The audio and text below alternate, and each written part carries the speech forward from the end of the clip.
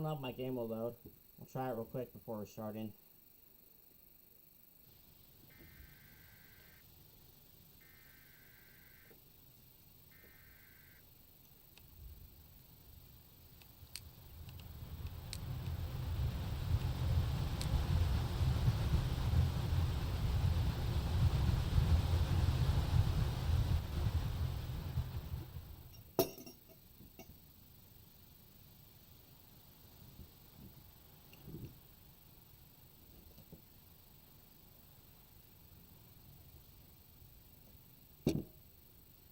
Also low.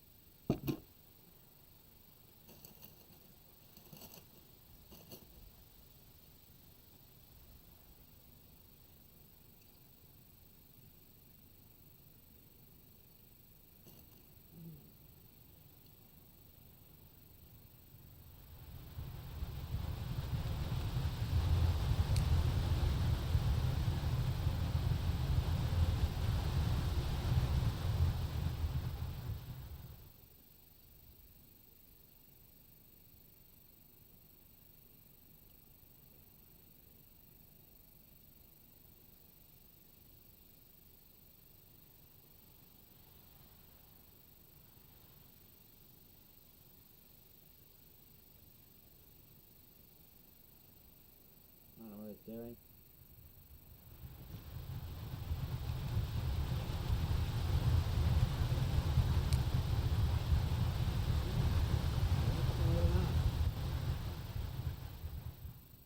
No.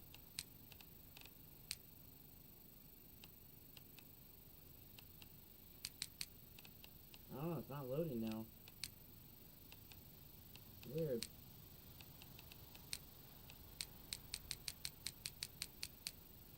Maybe they're not working anymore? What the fuck?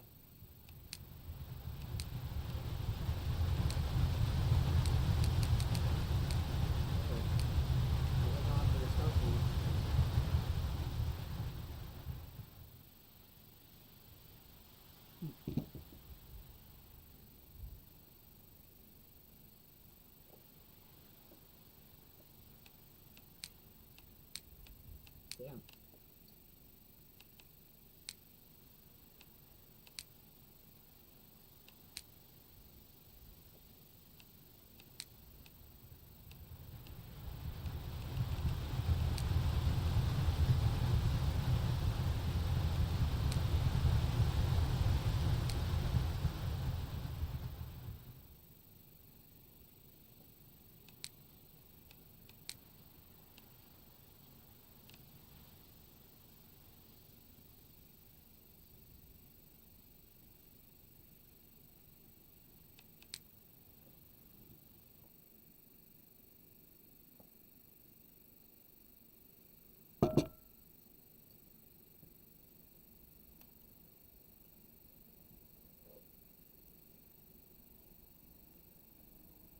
Come on, in or out. I want the fucking door closed. I don't want to fucking hear traffic.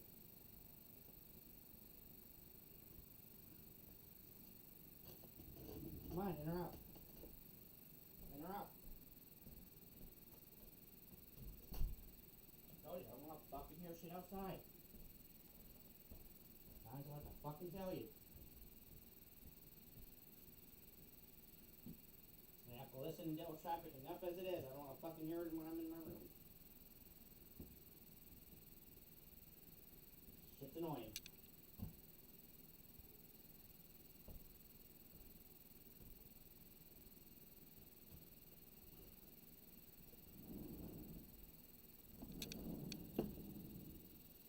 Alright, hopefully I have the key to that van again. I'm gonna go nuts if I don't.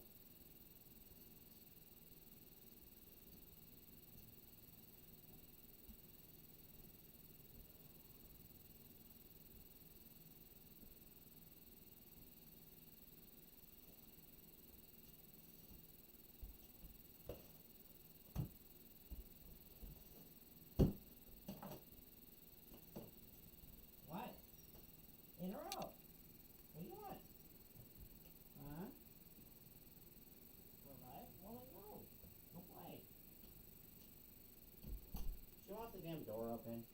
She's like, I want the door open, Daddy. I don't care about how you feel.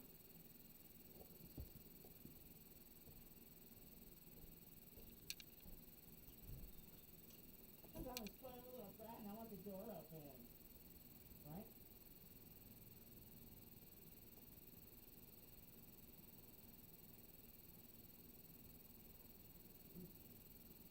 Mom, coming or not? Coming?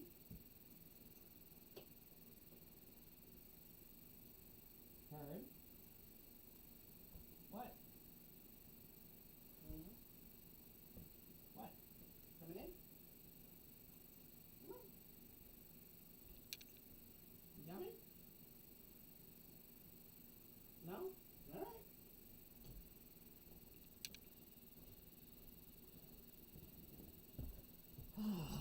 Fucking little shit.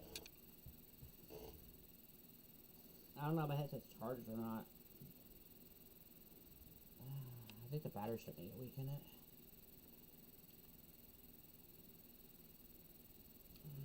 Let me check it. Yeah, that's what I thought.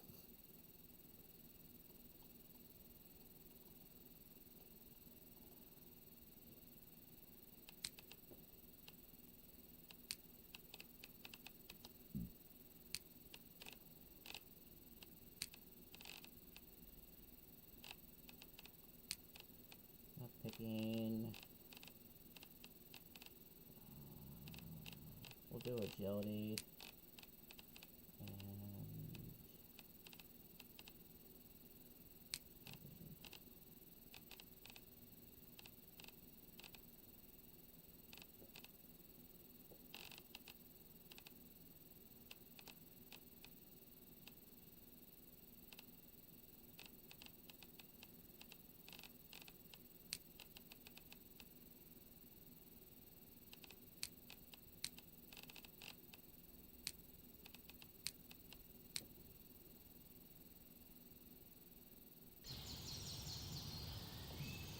fucking hate this shit.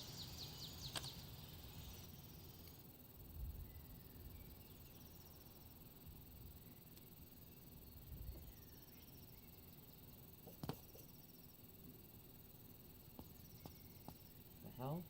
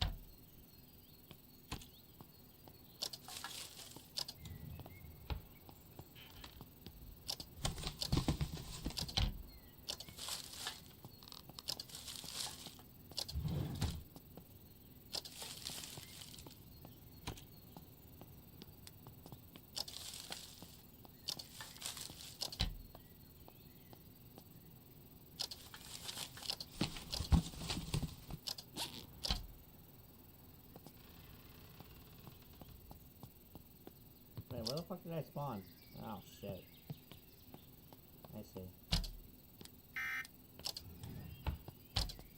Maybe I can find my movie quick.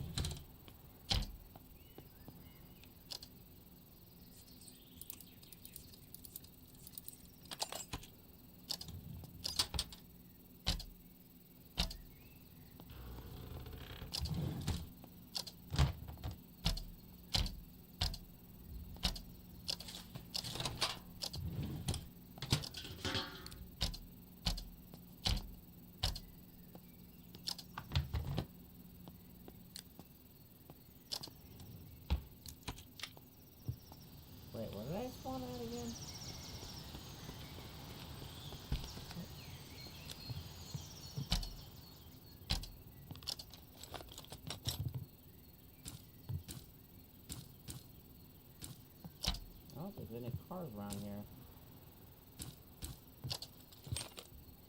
I have to take a look to see where the fuck I spawned out again.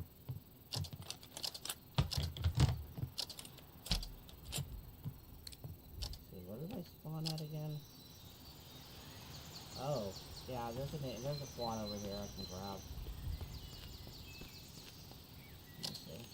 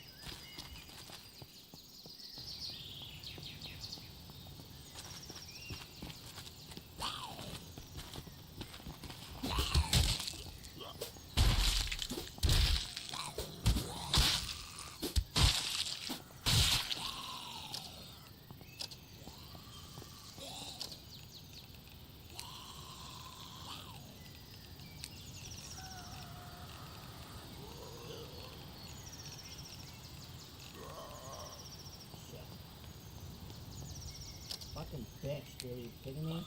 Oh my god, dude. Are you fucking kidding me?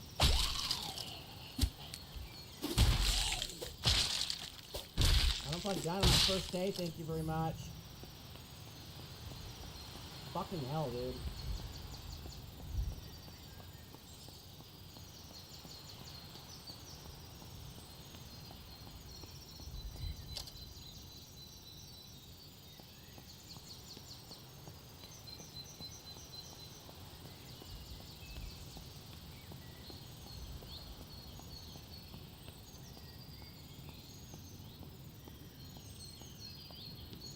God damn. They're making the game more fucking difficult.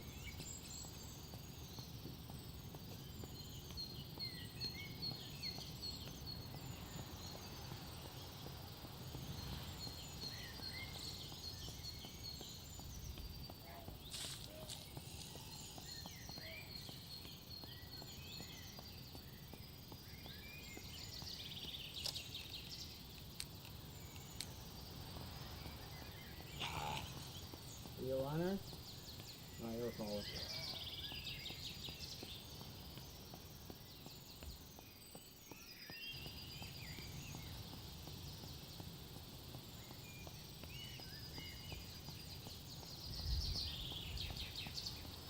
So many fucking boonies.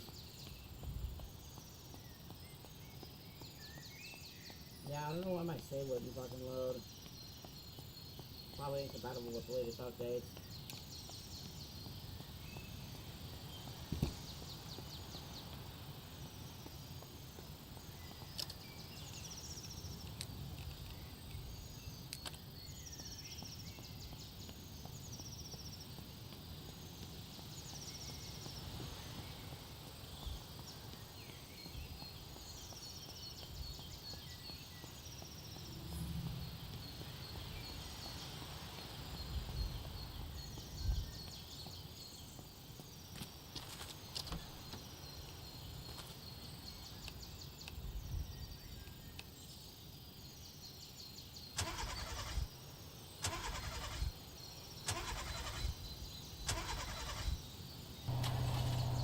God damn it, dude. Are you kidding me?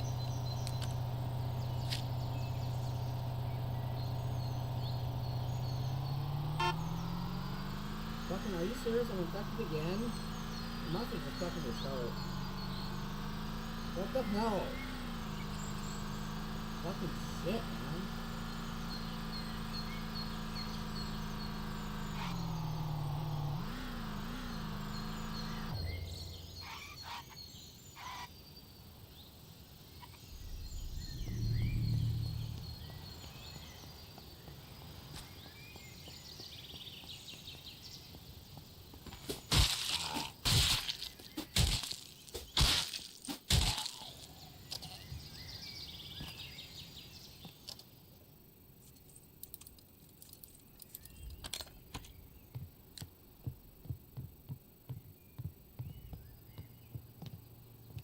Oh my god, I don't have time for this shit. Fucking...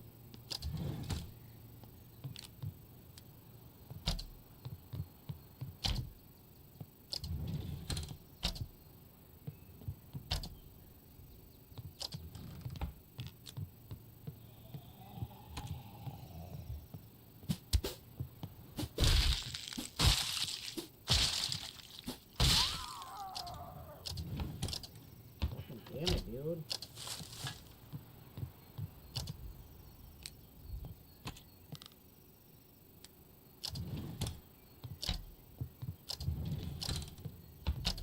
Fucking...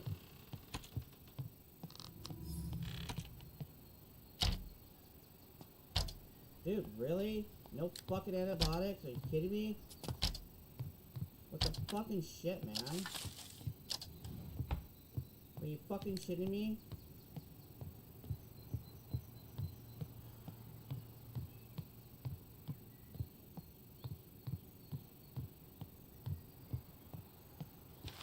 I'm fucked. I'm gonna be infected. What a great first fucking day to my fucking start. Come on, man. You fucking kidding me? No, I'm infected. Are you fucking shitting me? Come on. Fucking bullshit, man. Not a good start to my fucking game. Fuck that shit. Fucking assholes. The fuck, man? Fucking stupid, man. Whatever.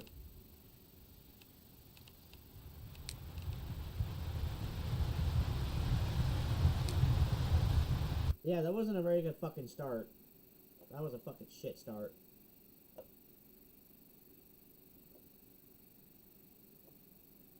Fucking dumb, dude.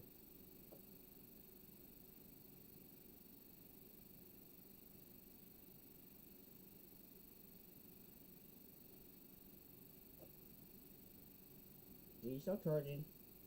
Okay. That's what I thought. You still needed to charge. Being stupid.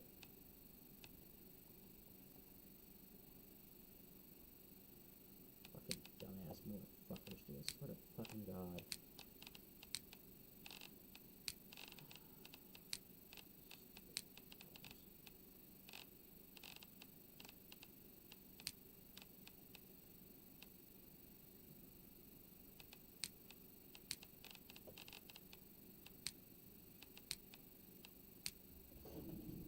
God, that shit fucking drives me nuts.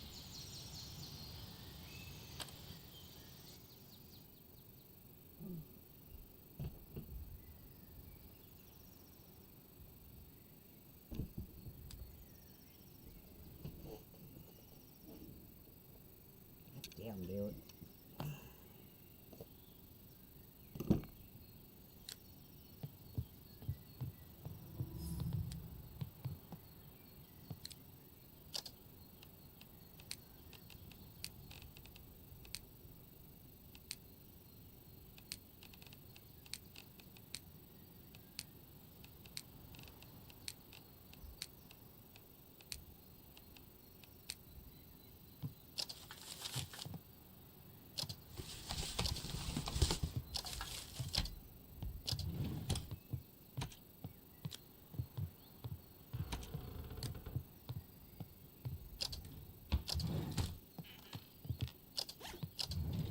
And how did it spawn me this time?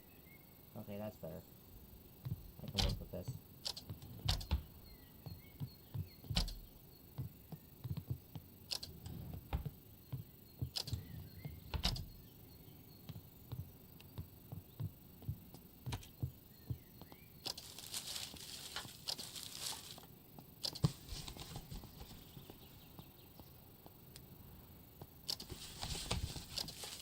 Come on. Where's the lockpick at? I really don't want to bust the door down.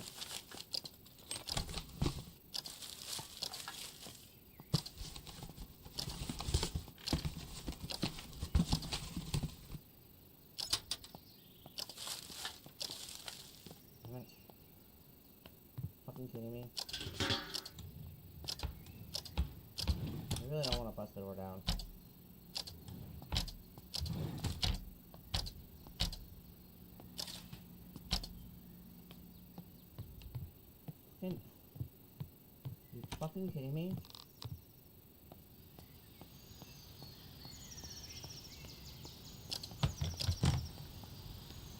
I need to fucking get in there. Okay, where the fuck is that? Should be a truck over this way. How the fuck am I ever encumbered?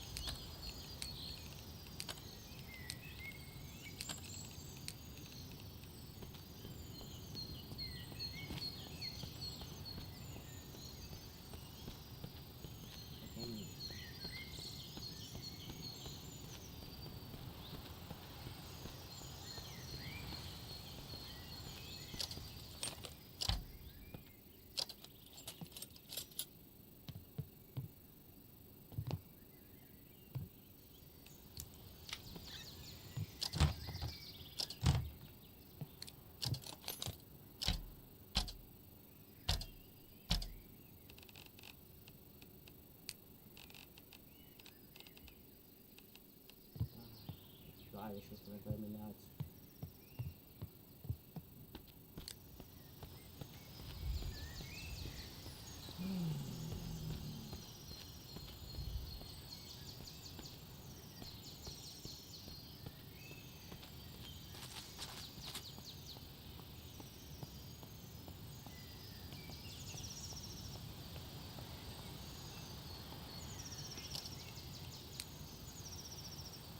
Give me a minute.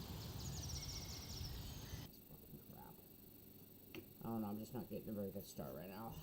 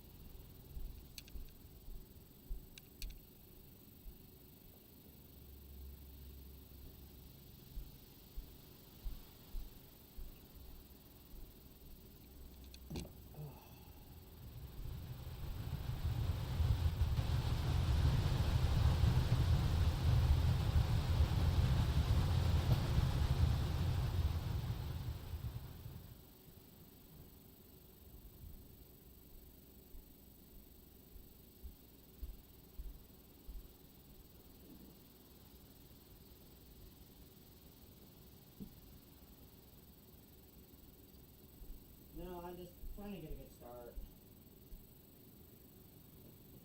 Game's being a pill right now.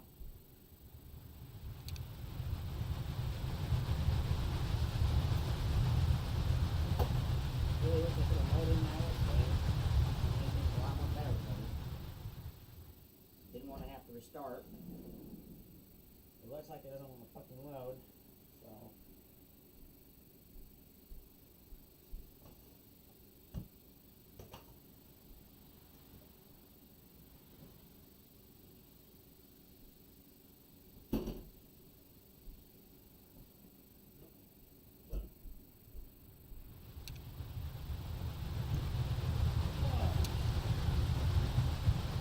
Let's try this again.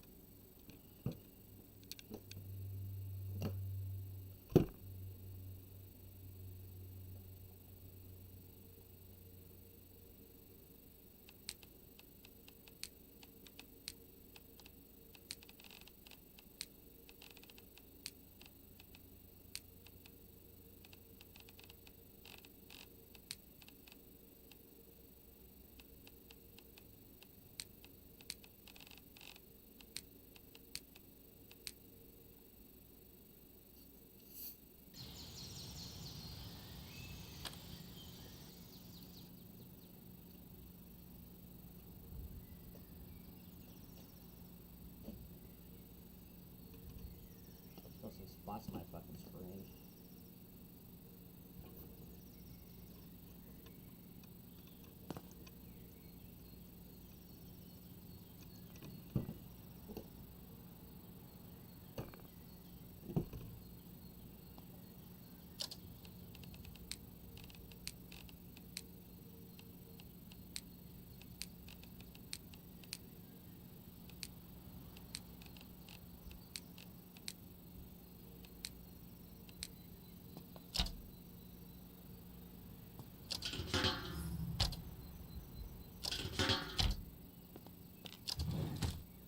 Oh, where the hell did he put me this time?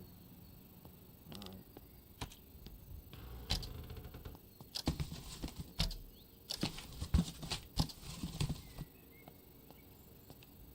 Damn it!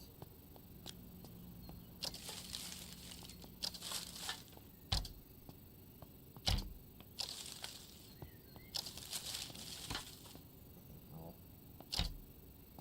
No lockpick in here either.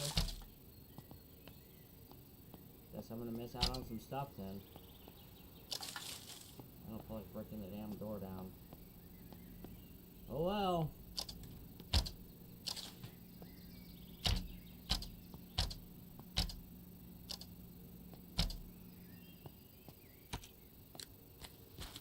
Oh, I see where I'm at.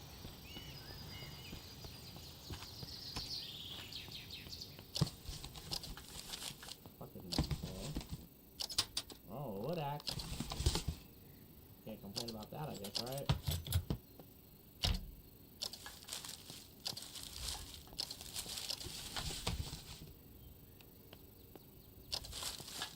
Yep, can't get him in there. I'll have to wait. Alright, let me see that. Where the fuck is that fucking... Fuck that.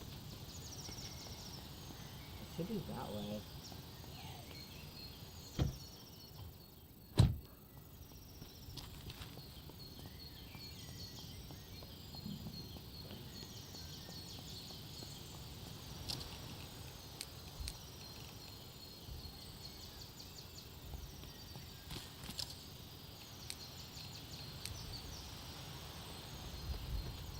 Supposed to be this way.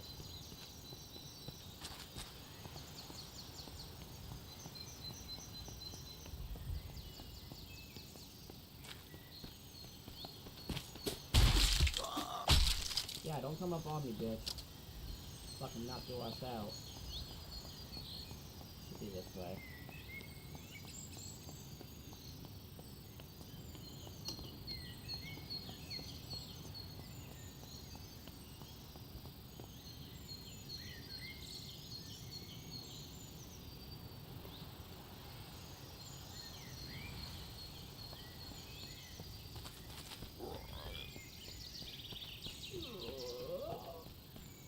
Alright, this fucker better have it run.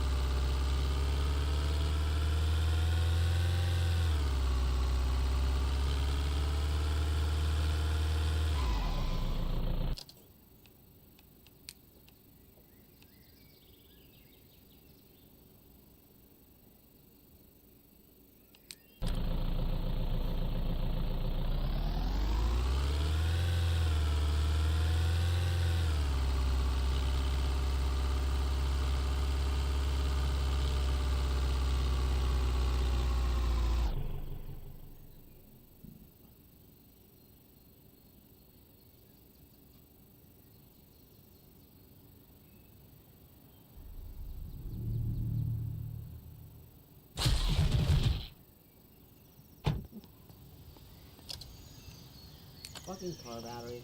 You kidding me?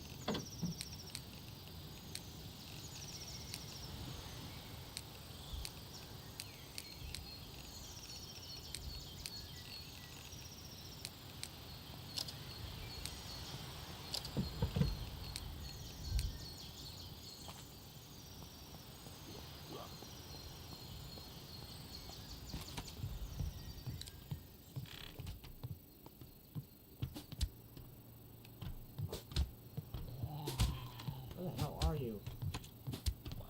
I think he's downstairs. Fucking shouldn't be.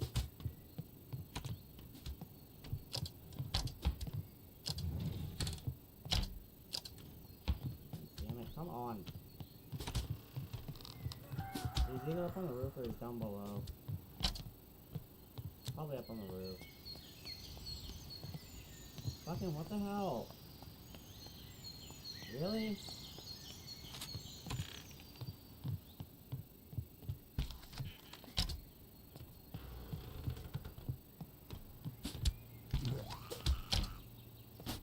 Oh, no fucking... Where are you?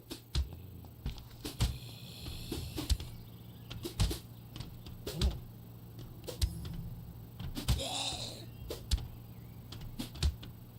I can't fucking move it. What the hell? Someone is standing on this. I guess we're gonna destroy it then.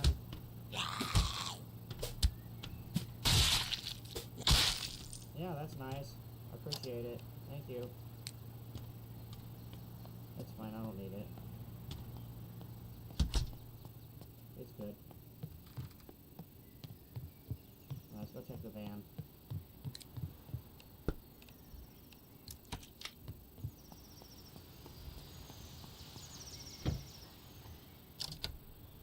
No fucking key.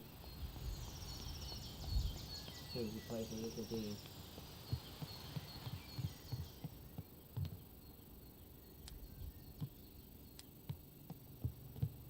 Damn it!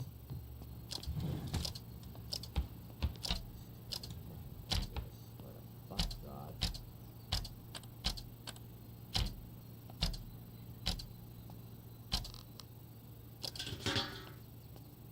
Yep, I can do there because I need a goddamn lockpick. Ugh! No fucking lockpick!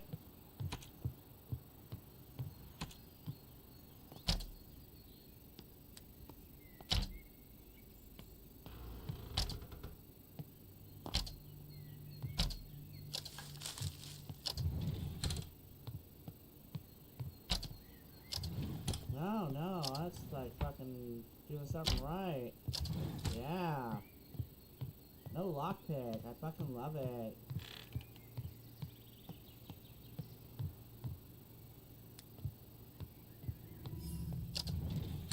I'm gonna have to hotwire to that van.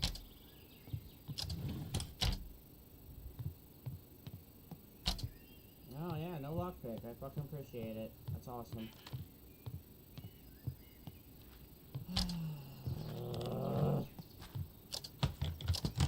What the flying fuck? Seriously. Are you kidding me?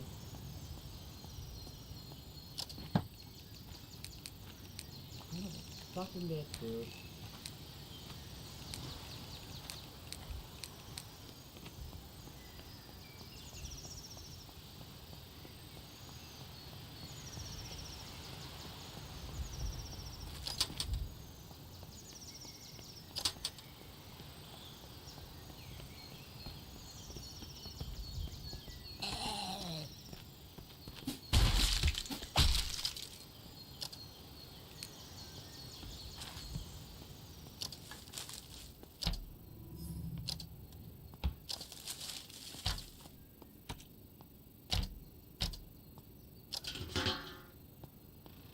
No fucking key over here either? Oh, I'm gonna hate this crap. It's just gonna piss me off like really fucking badly.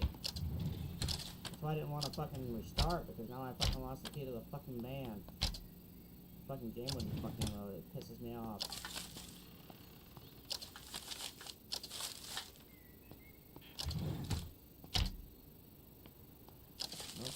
lockpick over here. Of course. I need sick of this shit. I mean, it's nice I found a wood axe and all, but fucking hell.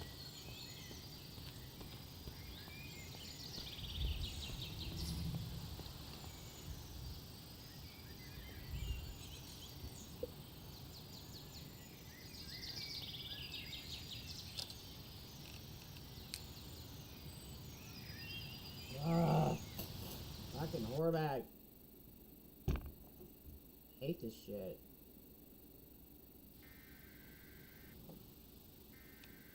Yeah, fuck off.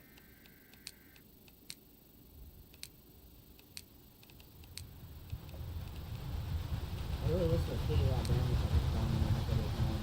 That's how I couldn't fucking move it. Yeah, because it's a bitch to move it around without a key.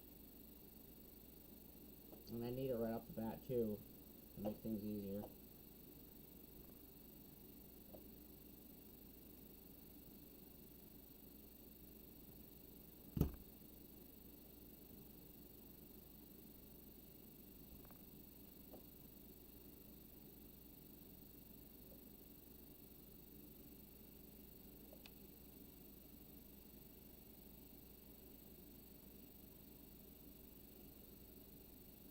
I'll try a few more times.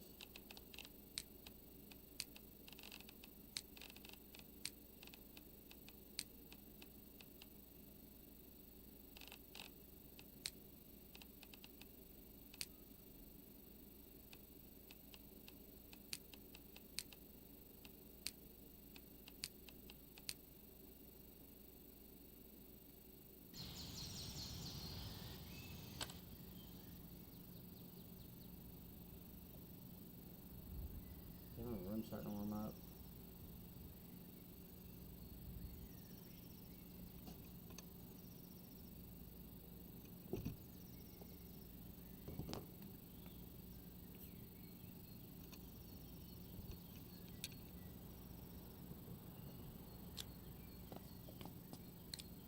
Now where the hell did you put me?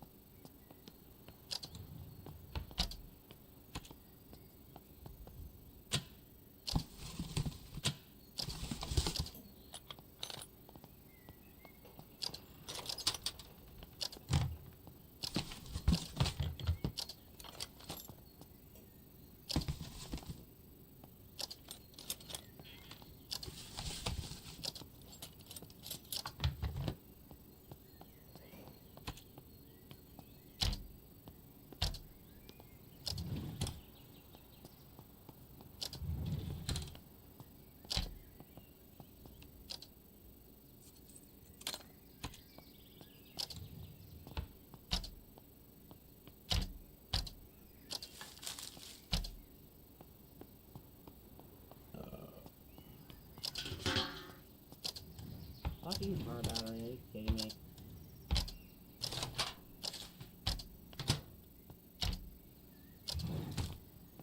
Alright, where did I spawn at?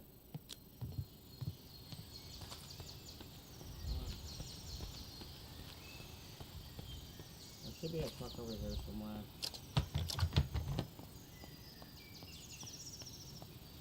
I think. Yeah, there it is.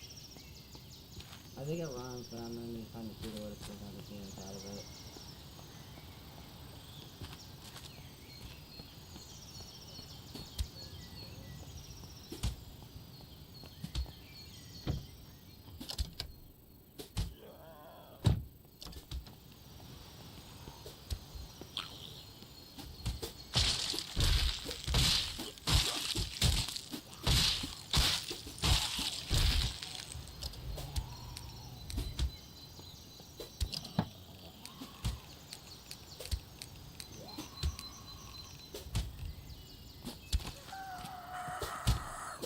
Knock it off.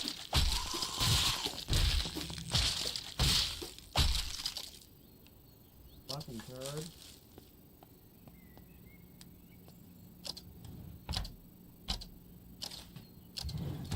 Come on, where the fuck's the key at? Son of a bitch, man. No fucking key, are you kidding me?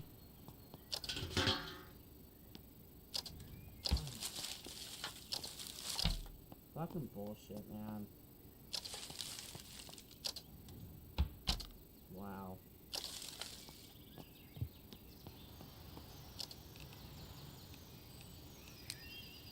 God, I hate this shit. I'm gonna run it back. I'm gonna run down my cookies real quick.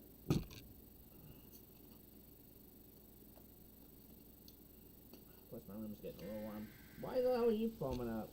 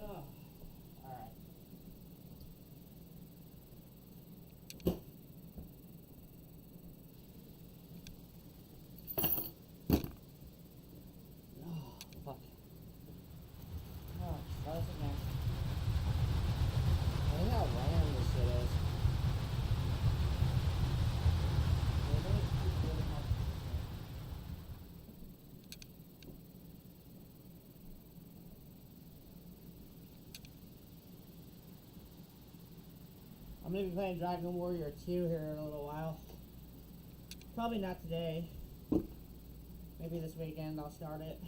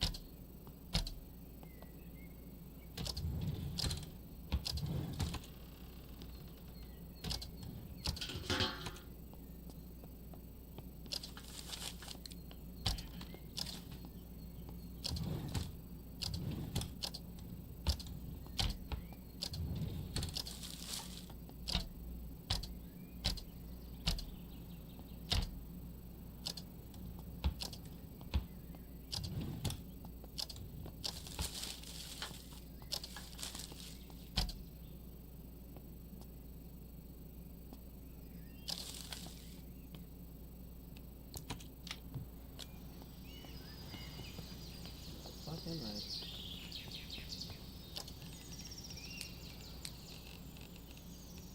Well, at least I got plenty of baseball bats.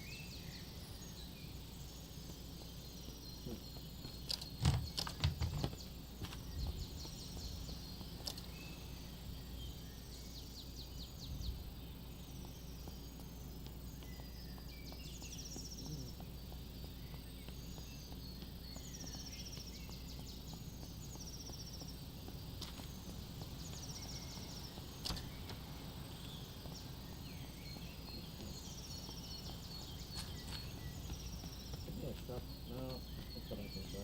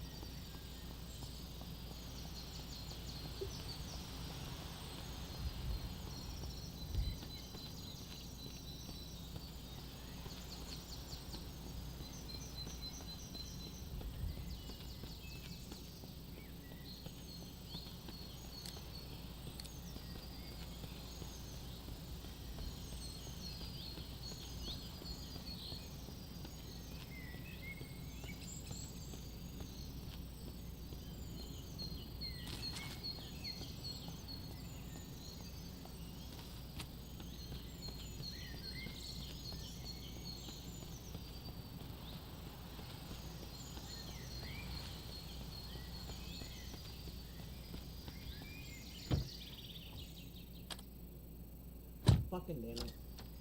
Is it out of gas? Shit, it is. Fuck.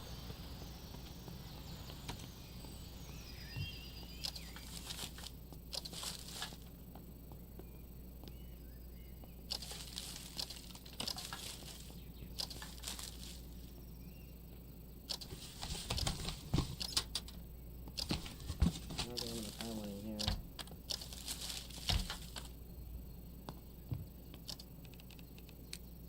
Fucker's out of gas. That's why I won't run. Oh my god. Let's try again.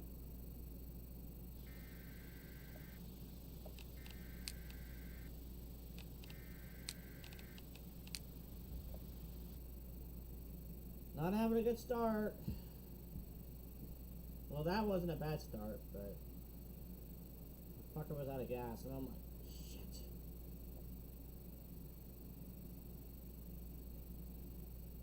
I guess I could have used a container and took gas out of another vehicle nearby. I guess I could have done that.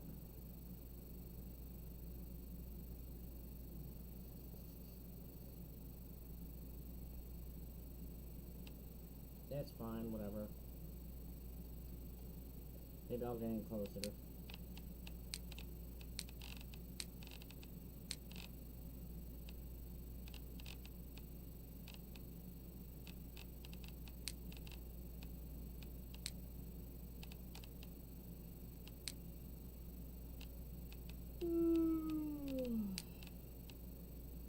The end is nigh!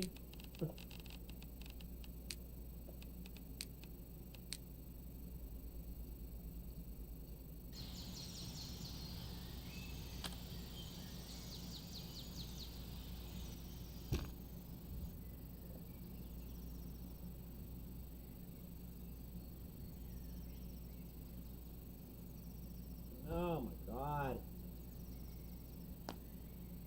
Pretty soon they'll come out with fucking version 0.21. I'll start all over again.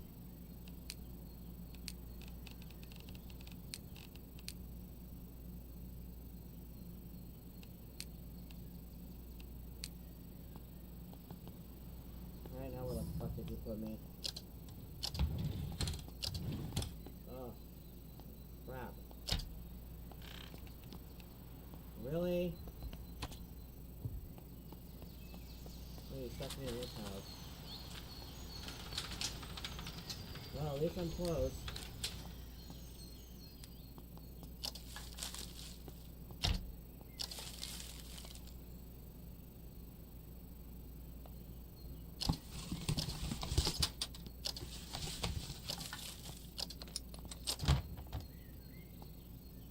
Push this fucking lock.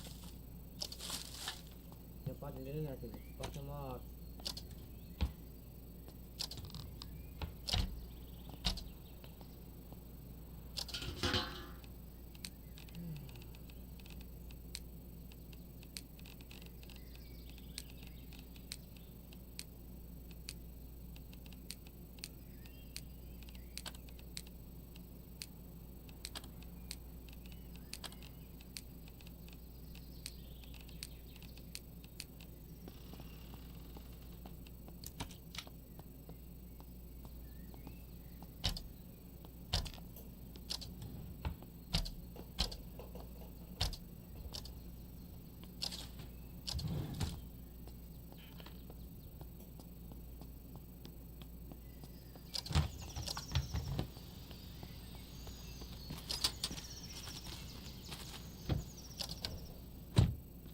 Of course, nothing in there.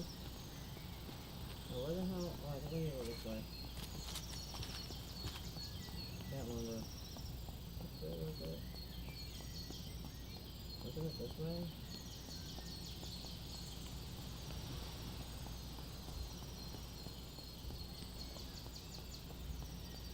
Oh, God, this is a fucking monster.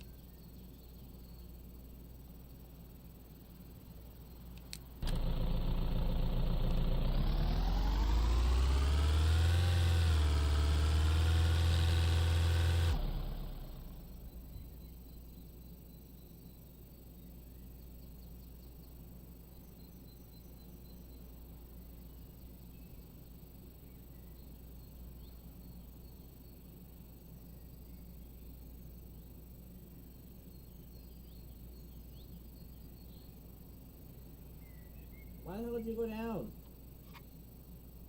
Not even fucking running.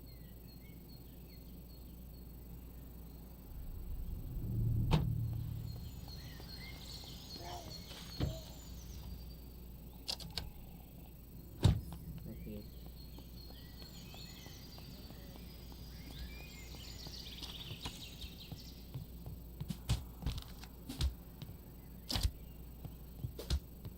Okay.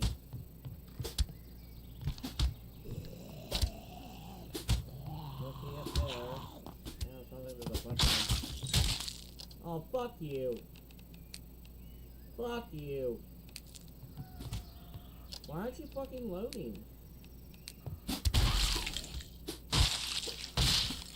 What the hell? I think it's having issues loading.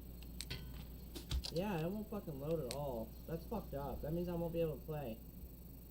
Fuck that shit. Alright, whatever.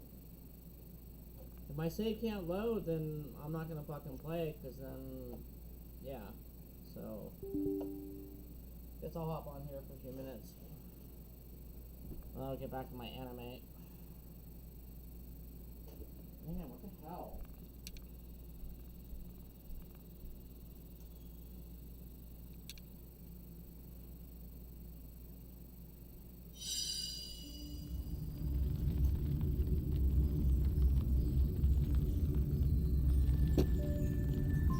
Ugh.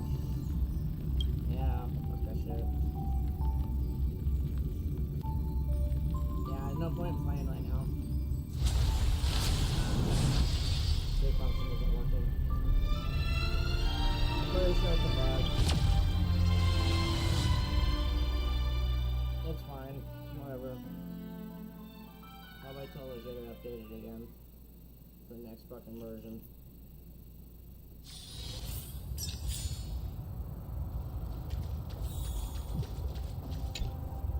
Then, let the ritual begin.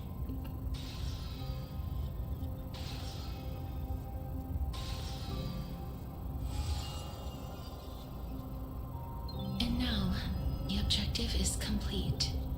That is all. Such is what Professor Anaxa always says after preparing for an alchemical ritual. And now, Pollux, I shall lift you from the river of souls and reforge your soul. Perhaps you will be disturbed by this, and your body may become horrifying to behold. But if even the slightest trace of your soul remains, the soul that once ferried me to this side of the shore, then please, look at me. I wish to thank you in person. I have obtained everything you sacrificed your divinity for. Lady Almanette. Did she recognize you? Oh, she must be the first soul we can communicate with here, right? I'm afraid she is just another spirit trapped here, like the rest of them. The only difference is that I was there when she died. Please, go on. I'm listening. Are you about to tell the story of Styxia? Yes. You're just as smart as I imagined, but... never mind. Now's not the time. There's no need to worry, Elder. Take a look around you. You're already at the resting place of the dead. The world of the dead. But how? I understand that you chose to remain silent about the story to protect Casterus, the girl who coexists with death.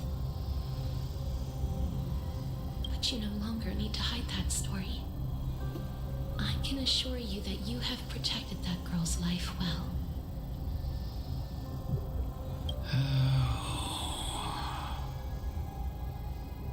Well, in that case, let me begin. Oh my god, are you serious? I have to listen to another fucking story.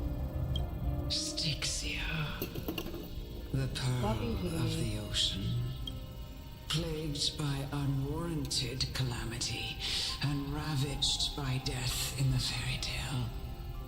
It was the first city-state to shift their faith towards death, even before Idonia did.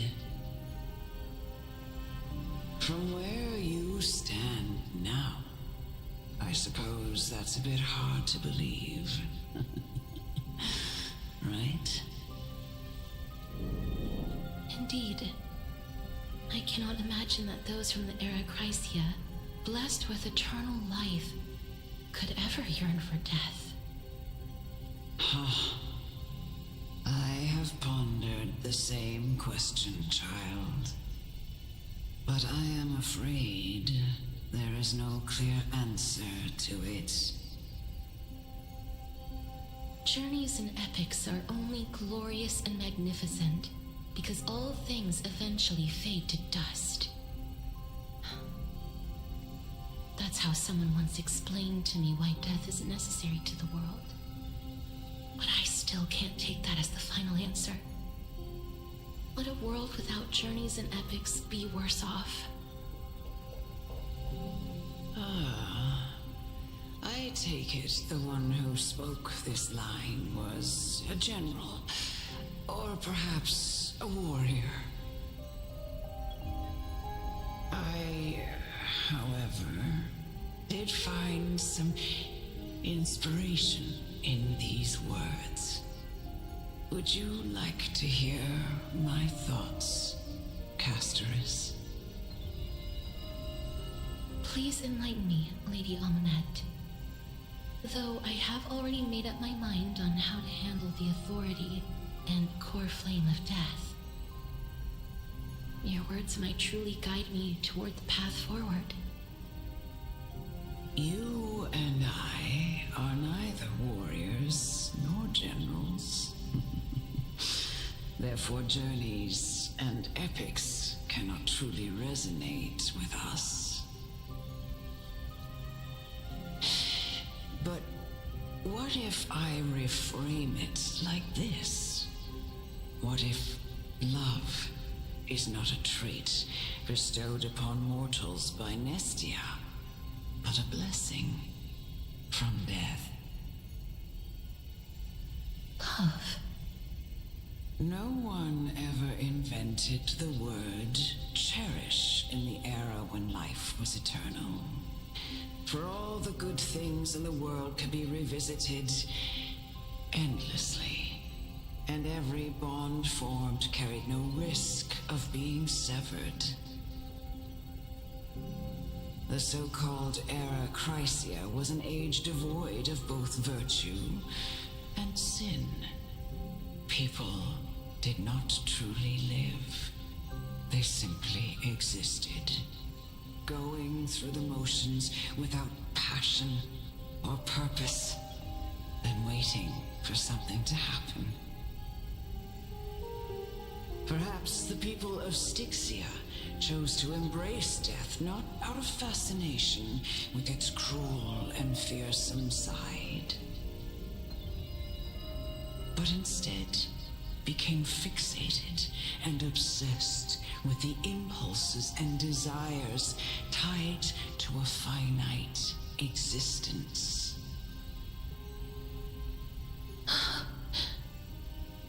Therefore, death is not a thing of fear and desperation, but...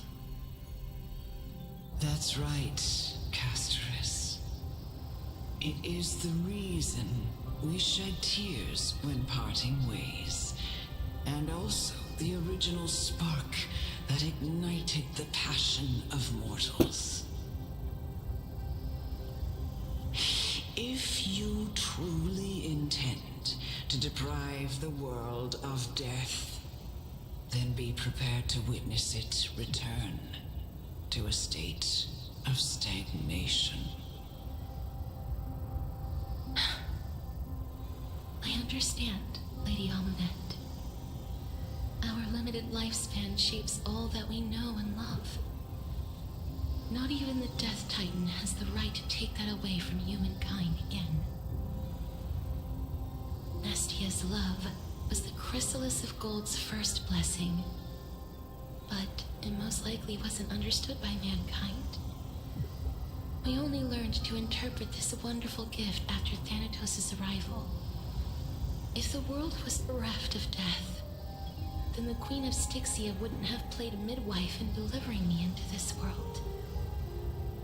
You wouldn't have welcomed me into Idonia, and Aglaia would never have invited me to join the flame chase journey. None of these stories would ever have happened, and I would never have lived, let alone found happiness. Thank you, Mother. I will use all the love I've experienced in this long life to complete the final miracle. My teacher, Anaxagoras, grant me the wisdom of all things. I call upon thee, the stripped dead dragon's corpse.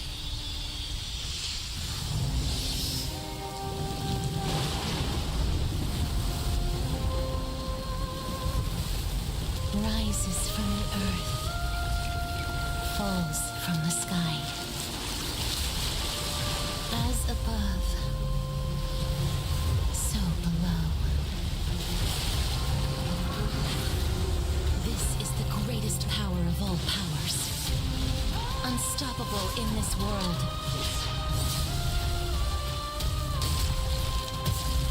The great work that commands all death. I shall grant you embrace.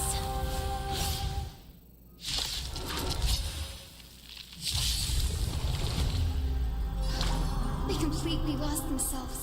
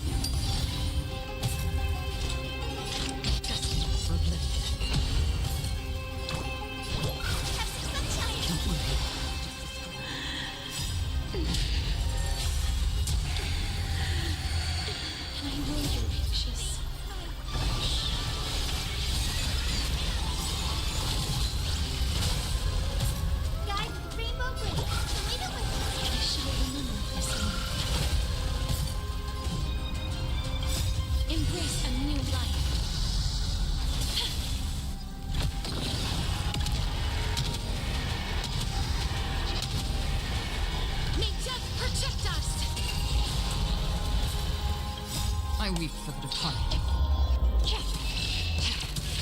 It takes a fall. Free will or with dice have to bust. Or maybe I'll take it off. Watch your head.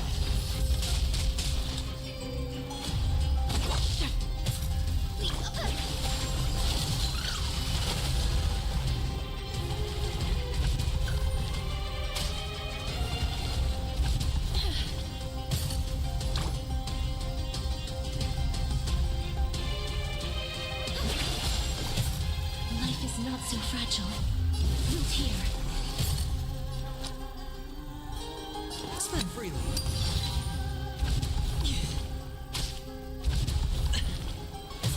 Another still water.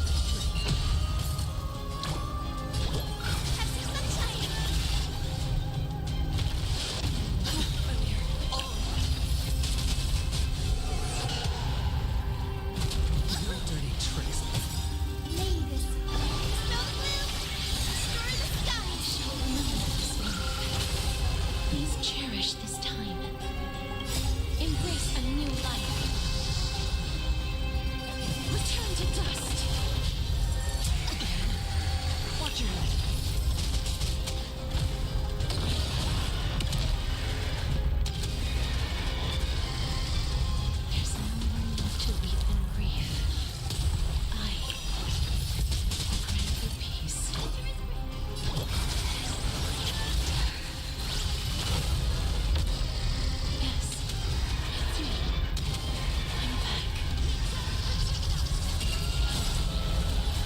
weep for the departed.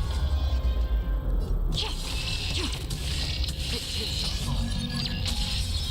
Hedge your bets. It's on me. Familiar. Be careful. They may be moving by instinct, but there is fury welling up within them.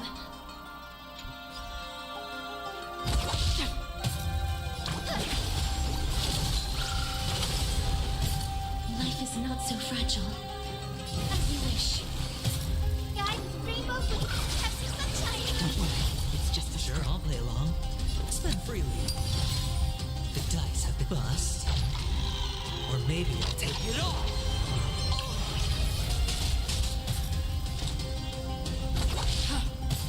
The future is great, so leave it with me. Don't worry. Just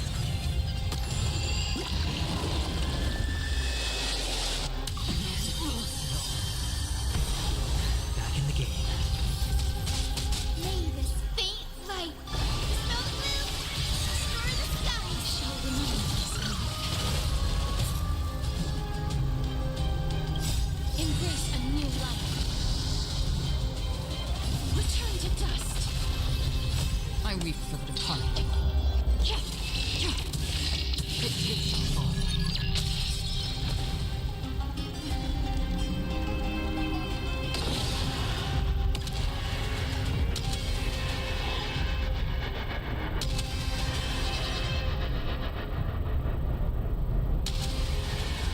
May death protect us. Please open up.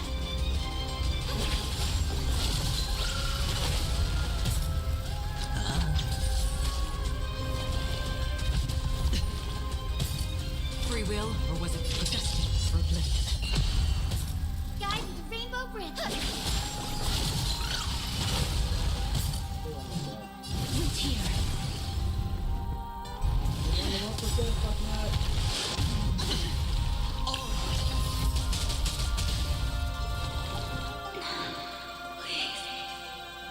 Don't turn back to the nether realm.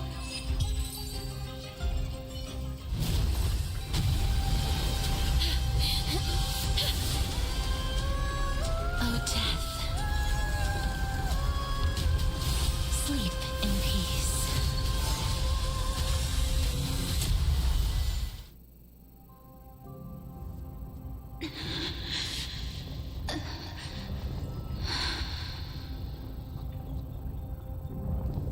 I'm sorry I have to wake you up from ancient death. And I know you're anxious. Shh. Don't be afraid.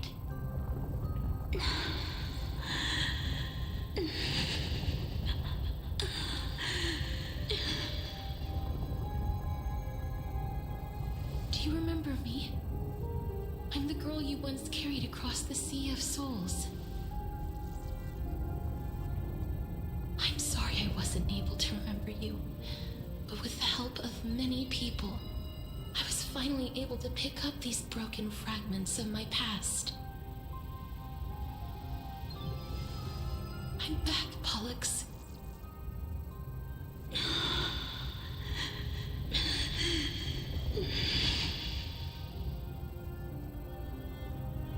I know this might not be what you wanted.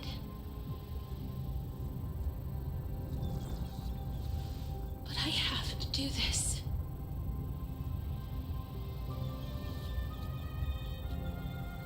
So please, carry me across the Sea of Souls again and return me to the Netherrealm, just like you did in the past.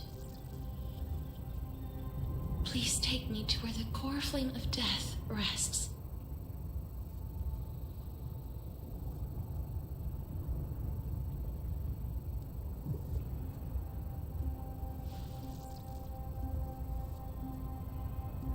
I'll be going now.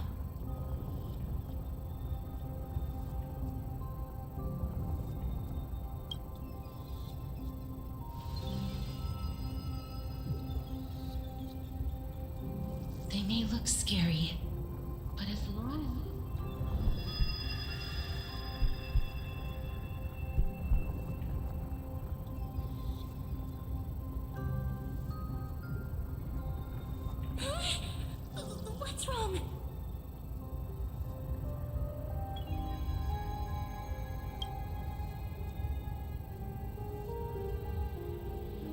you... What's wrong with him? His time is almost up. If I don't go now, I'm afraid his soul will return to Thanatos' embrace before me. What? Oh no! Is there anything we can do? Don't worry. I promised I would ask Thanatos for the Trailblazers' right to roam the Earth again. Mem, stay here and keep a close watch until I return, all right?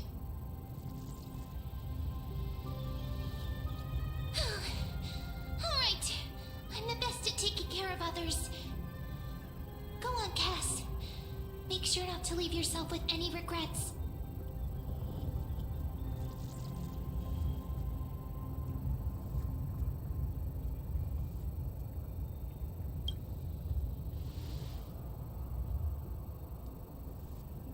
It's a deal then.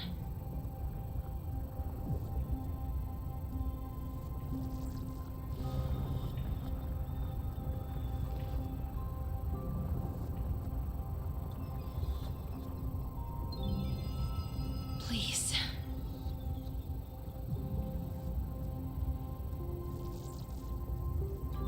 Wait for me.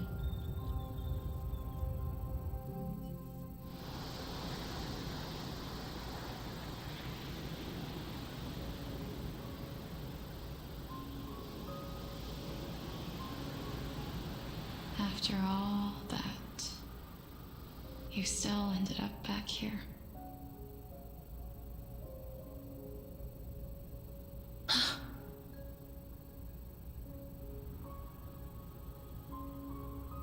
So the legends were true. The Netherrealm really is a sea of flowers. Yes. Just like the flower fields we tended to back then. Is that you, Plixia? Do you remember me? I don't have the memories from that time, but I've seen you before during an experiment. I see. Call me Thanatos, then. It'll be easier. However, since you recognize the name, you must already know everything about Thanatos, right? Yes.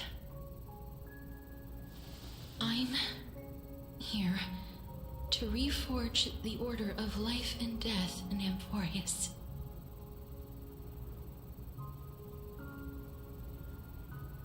You know, my sister was a sympathetic, but rather sensitive person. Whenever she didn't want to say what was on her mind, she would avoid eye contact and look off into the distance. Just like what you are doing now. Can you tell me about the last Era Nova? What did you do, Plixia?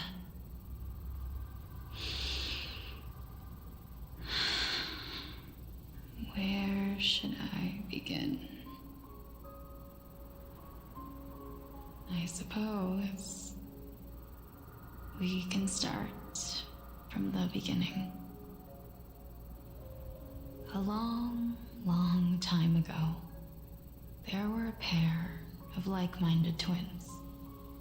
As foretold in the prophecy, they were chosen to be successors to the god of death. But fate was cruel. The price of attaining divinity was to take the life of a family member with our own hands. That trial was indeed recorded in that memory. Then you should already know that my sister voluntarily gave up her own life, so that I could ascend as the demigod of death. But I couldn't accept that. Why did we have to kill each other for a future she'd never see herself? That's not fair.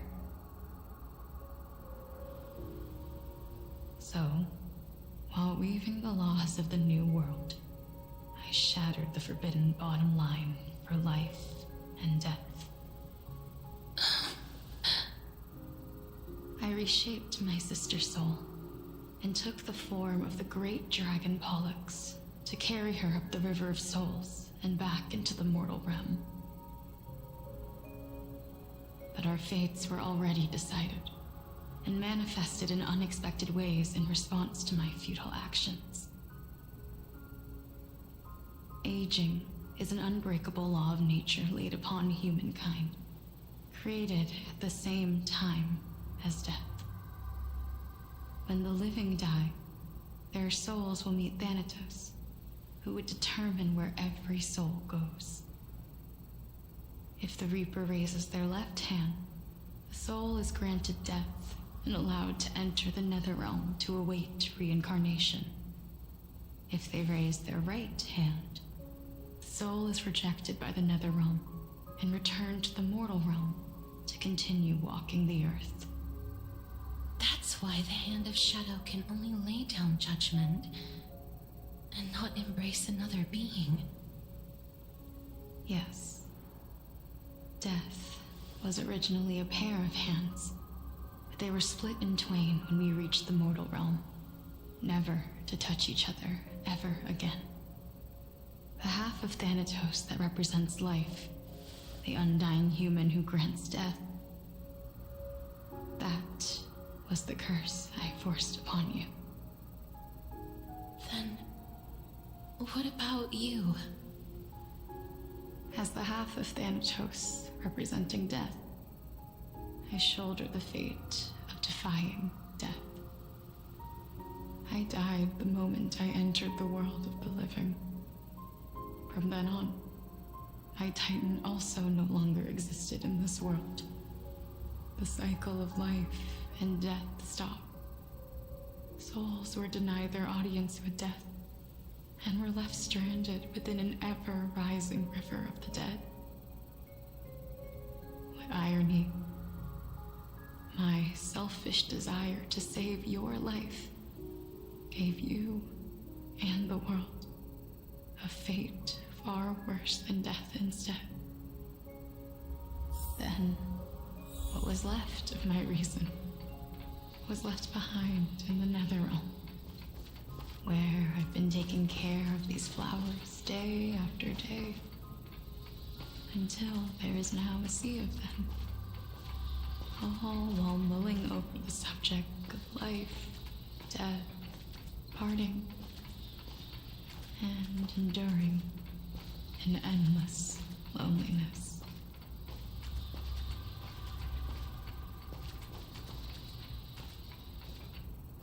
Fate is absurd indeed. Our lives were a mirrored image of one another, like a pair of hands. Even so, we arrived at the same destination. We walked different paths, yet experienced the same pain. I had hoped that maybe you would at least have a good life in this cycle. I'm sorry. I lived my life well. It didn't go to waste. As far as I'm concerned, you did nothing wrong. Even though I forced the authority of granting death to humanity upon you, a total stranger. Too many responsibilities were forced upon me in the course of this long journey. I was once lost, even upset. But I realized recently that if it weren't for your blessing, I wouldn't have understood the source of these emotions, nor would I have realized my purpose. I wouldn't have made it here to reunite with my missing half, and we wouldn't be discussing our past while sharing the same view of this landscape. I wouldn't have understood the meaning of our existence. The meaning of our existence. This sea of flowers blooms on dead land, 'cause we sowed it with the seeds of our separation and watered it with our tears of loneliness.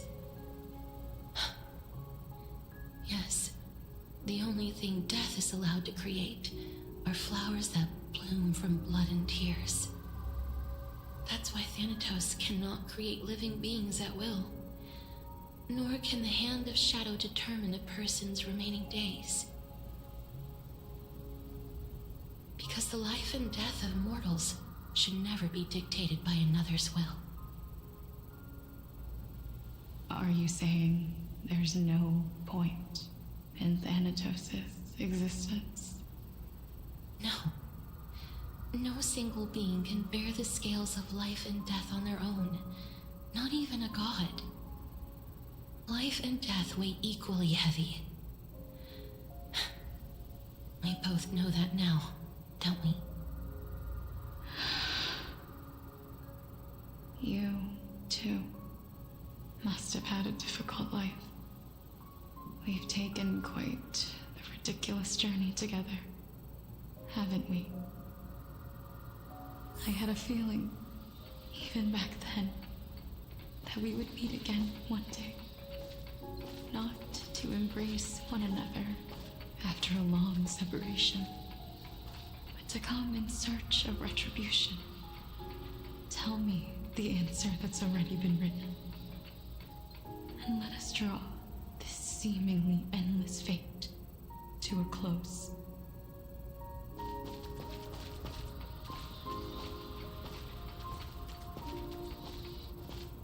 It's been far too long.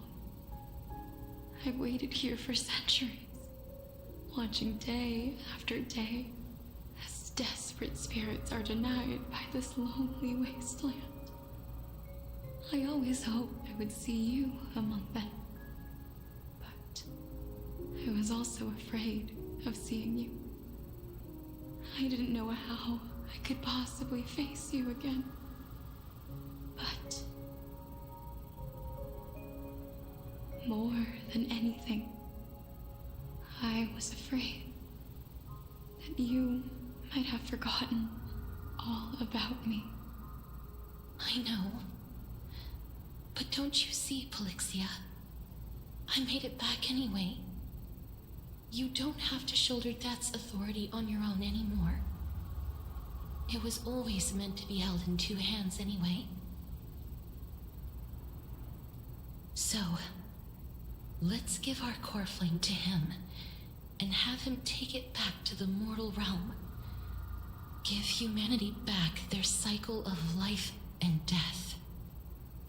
Our responsibility as Thanatos was never about picking out favorite souls. We were only meant to watch over life. Let's tend the field together and create a warm sea of flowers for all the souls to come.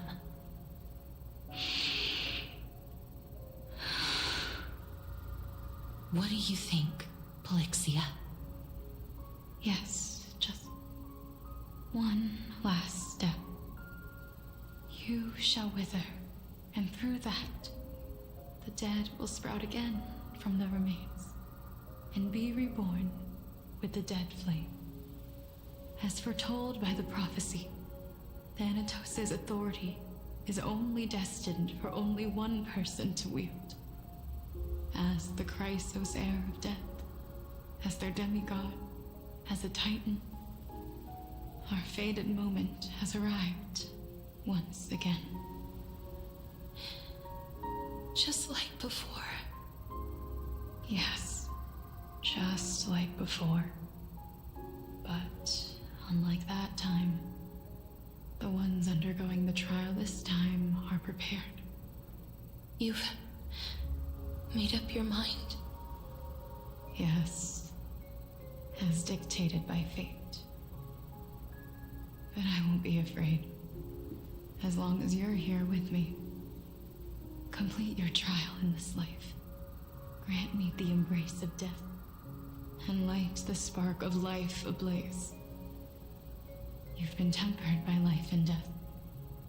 I know you'll be able to give this wasteland its first breath of life. Like a raven butterfly, flying swiftly into the netherrealm, perching on the twig of death.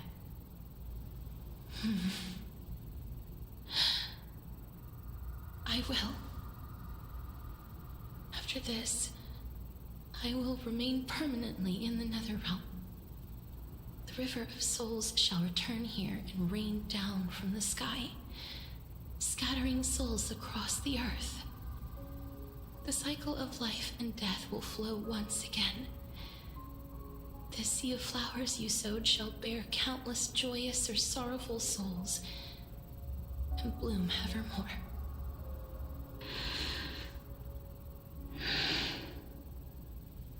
Thank you. Just one last thing.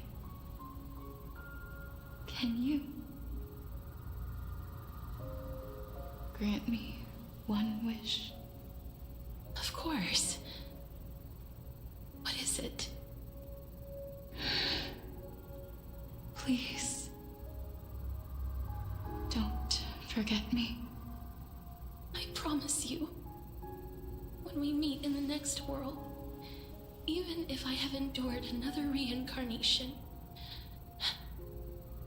even if we do not know each other's names, I will still hold you tightly in my arms, just like what I did when we were born.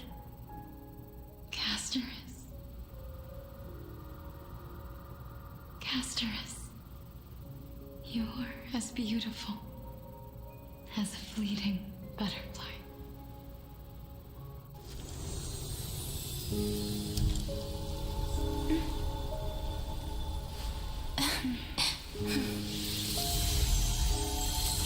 I will bring rest to death. And from now on, stagnant life will once again flow.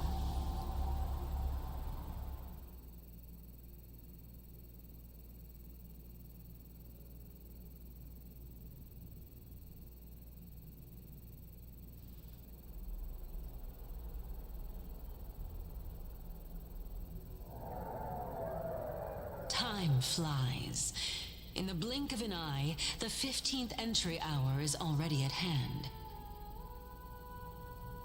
When this farce is over, your soul will be placed on the scales of life and death. Oh, there's so much fucking talking. Are you ready? Holy crap. No need to ask so many times. Of course I am. Then why do you drag your feet? Is your fear of crowds holding you back again? I simply find them too noisy.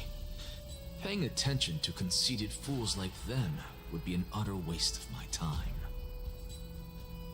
Such harsh words. As I see it, you are no less arrogant than they are. I couldn't agree more. Oh. I did not expect to hear that from you. Are you not going to refute me? I know myself better than you think I do. At the very least, better than a stowaway like you. And they say men whose ends are nigh have but kind words. Well, that is exactly why I chose you. Should I thank you for the compliment?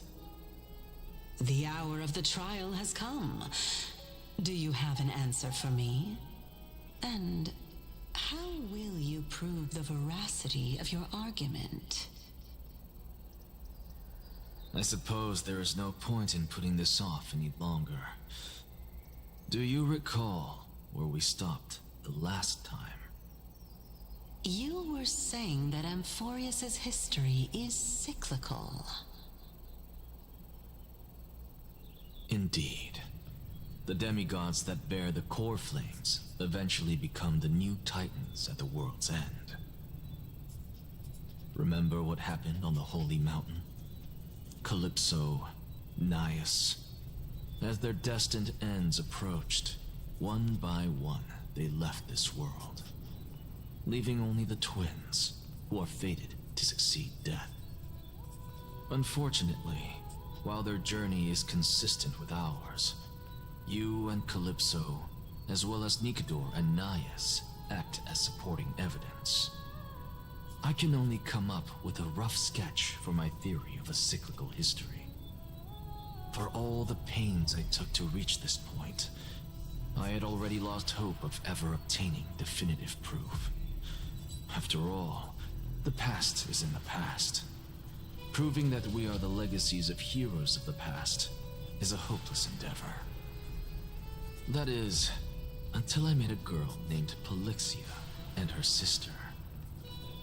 If Castorus was truly sent from the past to the present for the Titan's self-serving reasons, then having lived through 2 cycles, and with Styxia as the pivot, she will no doubt be the link to connect all of this together. If the Twins of Death can bridge 2 cycles to reunite at the shores of the Sea of Souls, then my hypothesis will no longer be just a hypothesis. And you too will get the answer to your question. Well, that is all well and good, but how can you be so sure? If there is even the slightest error in your hypothesis, the girl will be shattered. It matters not. The most important quality a scholar must possess is foolhardiness. If you are overly cautious, then you'll never have the gumption to make the first step, and change will never come. Besides, I, an Exagoras, am destined to overturn this farcical world.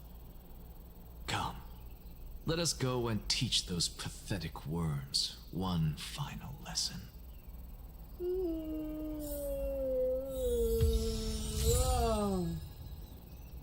God damn, dude.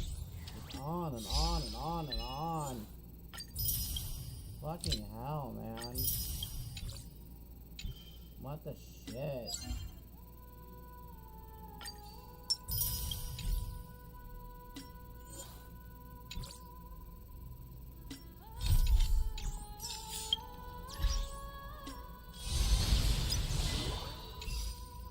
I need to get that knocked out.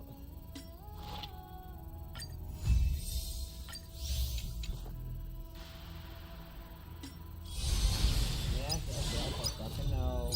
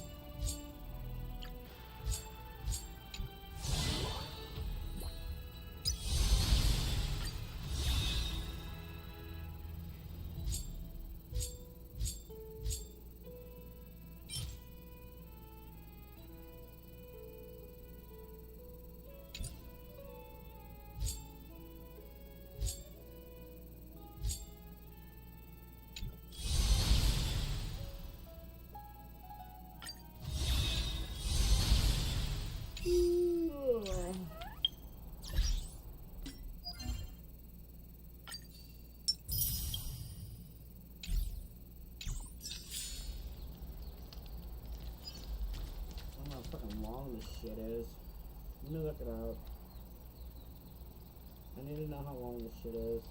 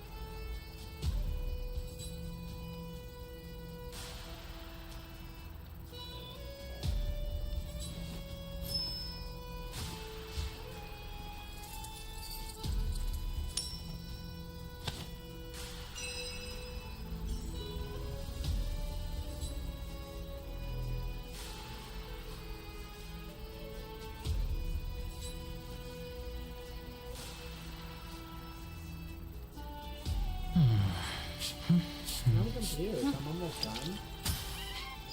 I'm actually knocked this out.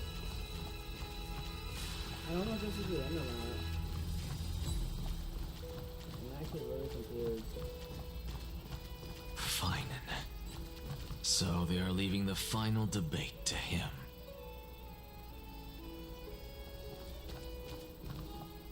Let those Chrysos heirs who started this terrible war hear you. Let them hear the voices of the people!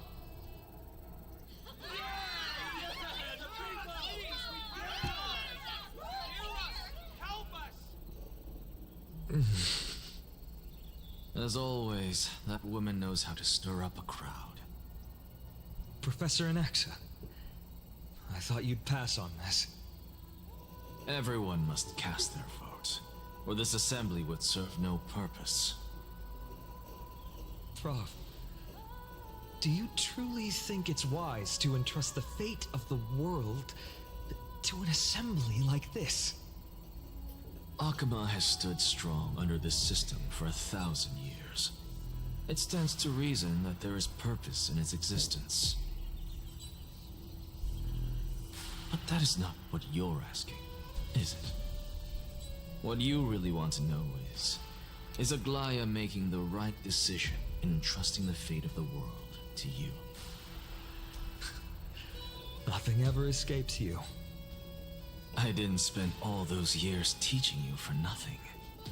Most people only take 4 years to graduate, if I recall. To tell the truth, I feel like I'm on my way to an execution chamber instead of a podium.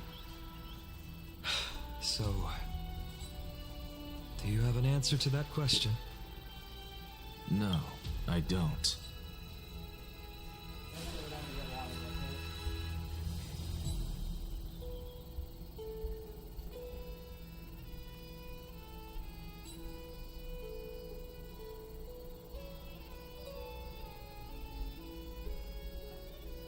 I gotta go down and get some water. No one's home, so this is like the perfect time to go knock it out. I can go straight to the kitchen and fill my jug up.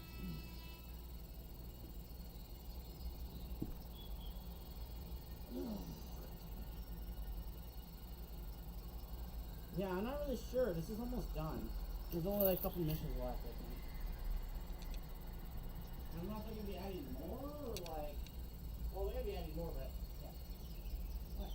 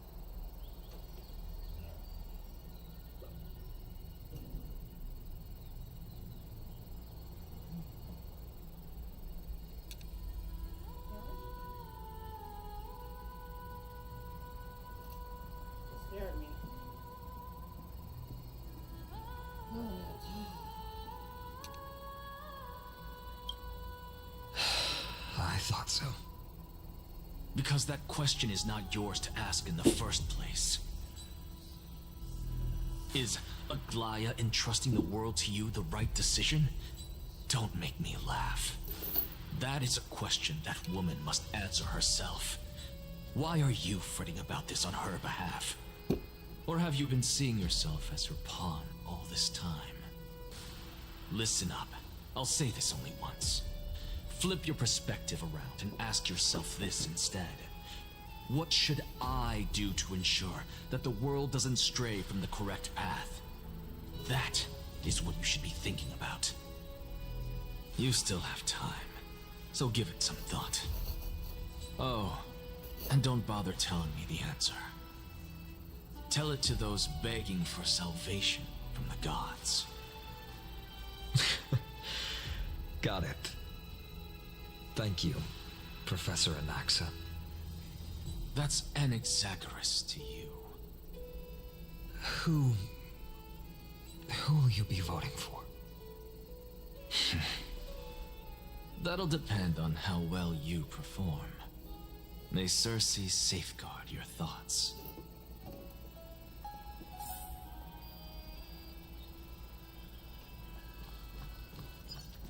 Lord Anaxa, you're finally here. The last speaker for the Assembly will be taking the stage soon.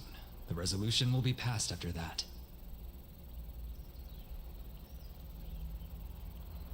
Lady Kindness has reserved a special seat for you. Shall I show you to it? All right. This way, please. I actually don't necessarily find things remaining the way they are. Really good to say it. I'm a little nervous. Thank you. Elders and citizens, silence, if you please. As the Theoros, I present to you Finan of Ides Elysiae, virtuous citizen of Arkema, and the last speaker of the Assembly. Much obliged, Lord Lycus. I remember him. He's the penniless lad working for Aglaya. Where's Lady Goldweaver? Why is she sending this guy to give the last speech? Is this really the end of the Flame Chase journey? Can this dude really face down Kindness? I actually don't necessarily find things remaining the way they are. Really good to say it. By Kefali above, dear citizens of Arkema, as you look upon me, so too do I see you. I see your fear and misgivings, your apprehension about the discord between the Chrysos heirs and the Council of Elders, and your uneasiness about the future of the Holy City. Yet, before you contemplate something as grand as the fate of the world, I ask that you look closer. Look beyond the horizon illuminated by Kefali, at the crisis threatening to overwhelm us. What? Ides Elysiae, my beloved hometown, is a village forgotten by time. It is a place with the most invigorating breeze and wheat fields that spread all the way to the sea. I once thought that there I would enjoy a lifetime of peace and quiet with my friends and family. How I wish I could invite all of you to that paradise, far from the noise and chatter of the world. Alas, I can't.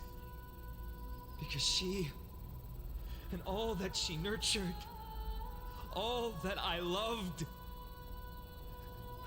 they have long been devoured by the black tide. My beloved home is no more.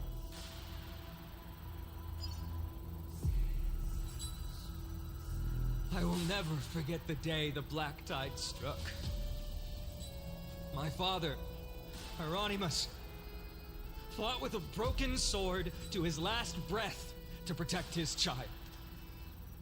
My mother, Aldada, she was ripped apart by monsters. Also, I might live to stand before you here and now. Galba, he was a hunter. But in the end, those arms that once drew a bow instead embraced Piso, his beloved son, as they both breathed their last. Pythias, the teacher, risked her life to save her students, but a burning beam fell on her, crushing her. And what of Livia, her daughter? Did she make it out alive? No, she didn't. Livia, Piso, and so many other children. My childhood friends. They were all swallowed by the black tide and turned into monsters. They kept saying the same thing over and over. Even up until the final moment, I finally steeled my heart and granted them eternal peace with my sword. Why, Fine? Aren't we the best of friends?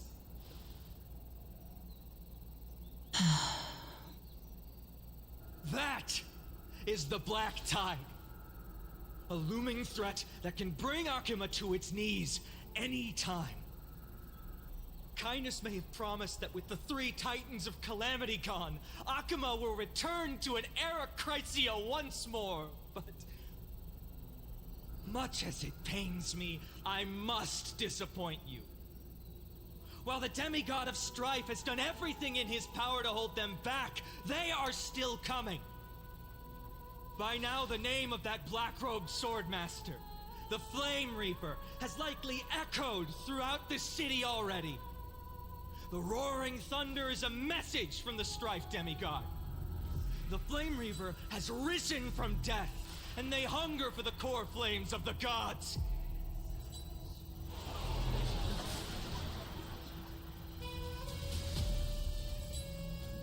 Lies! If such a powerful enemy is indeed approaching, why is Akuma still a picture of peace? Exactly! The city of Akuma shows no signs of pandemonium or chaos. And why is that? I beg you, spare a moment to think about this.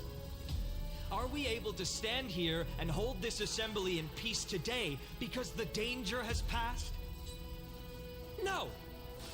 This peace we enjoy is no gift of fate. We are able to stand here today only because the Chrysos heirs have stepped up and shielded Akuma from calamity. With her golden threads, Aglaya has preserved and continues to preserve these idyllic days that all of you hold dear.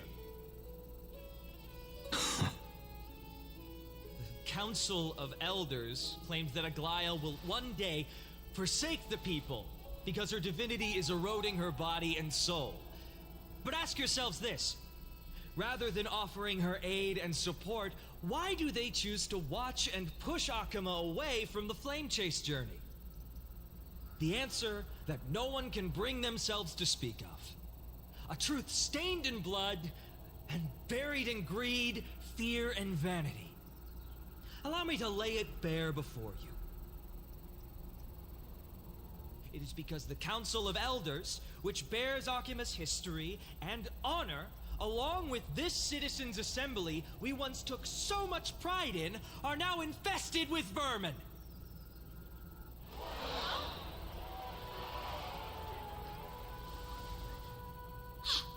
You insolent whelp! How dare you! It is true that Aglaya has reached her limit. Why?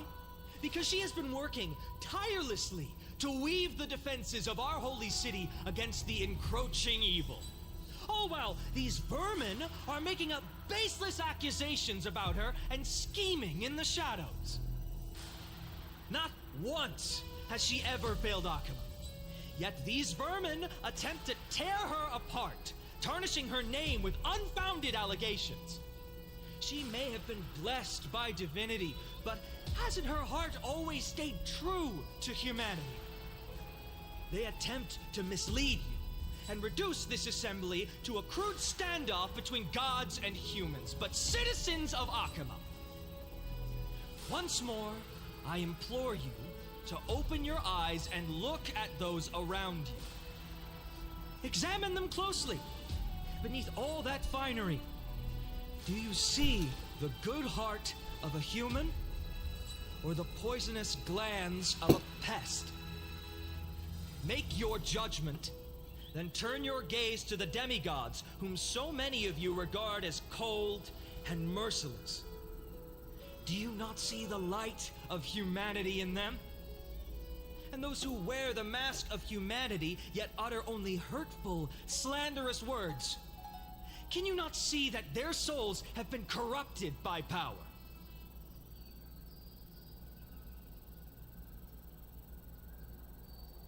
Yet, no matter what your answer is, and no matter who your vote goes to, rest assured that you have nothing to fear. For Aglaya, Trivios, and I will remain your faithful guardians and pledge our lives to upholding your decision. And this vow will stay true until the end of our days, where it will be passed on to future flame chasers. A steadfast and unwavering promise that shall endure through the ages. The Christ of Sayers have only our best interests in mind. I still don't understand. We never believe our 16 times our oaths have to end. So,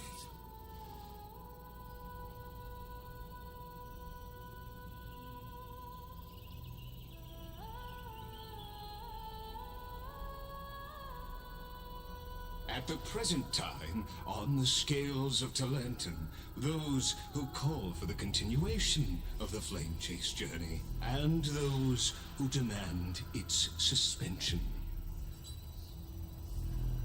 Each faction holds an equal share of votes, resulting in a perfect balance. As expected. This is the moment when the Flame Chase journey is the closest to its end. And now, it's your turn to vote, Lord Anaxagoras. Is there anyone else who hasn't voted? No, you're the last. Cast your vote with care, for your decision will break this impasse. I have long since made a decision. Very well.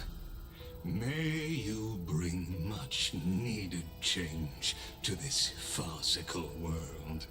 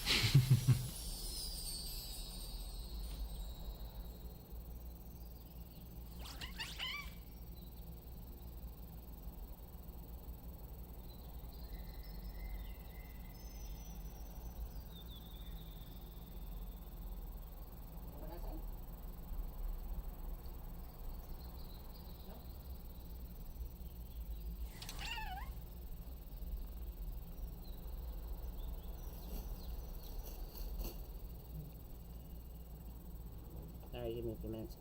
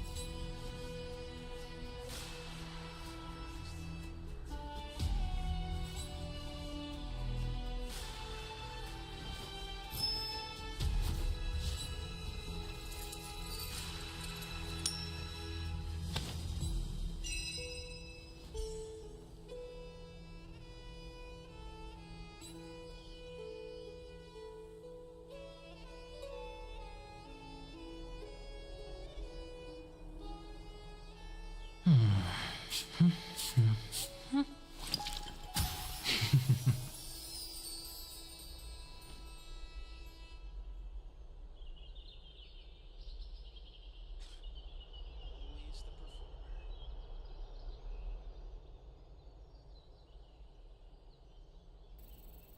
about that. My whole kid's so hardened. Who will he vote for?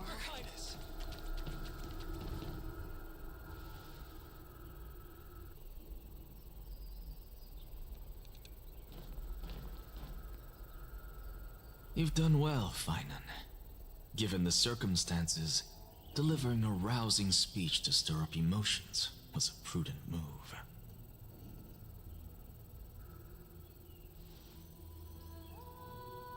Thank you all for your patience.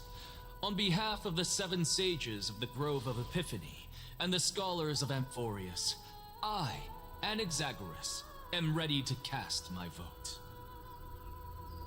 But before that, in the interest of fairness, Lady Goldweaver, I pose a question to you before all who are gathered here. Will you, as Finan has promised, stand by the decision made in the Assembly, regardless of outcome?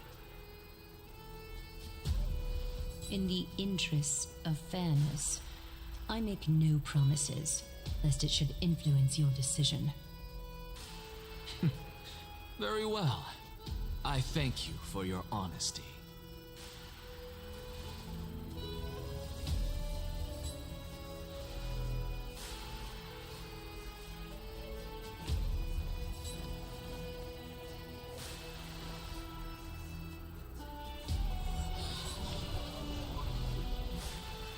What's he doing? The stakes are high. Let's be patient. Cut the act! Who do you think you are wasting our time like this? Lord Anaxa, please do not forget that I...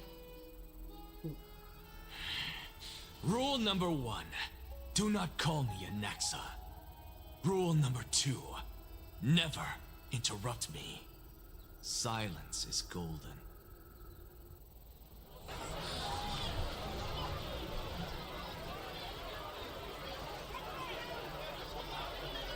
Just vote already. What are you waiting for? Your vote. Cast your vote. Cast your vote.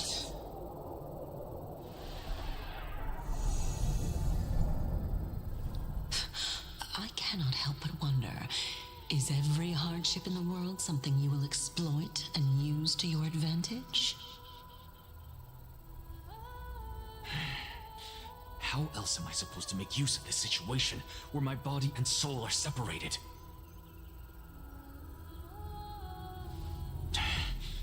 Oh, Circes. Or should I say Calypso?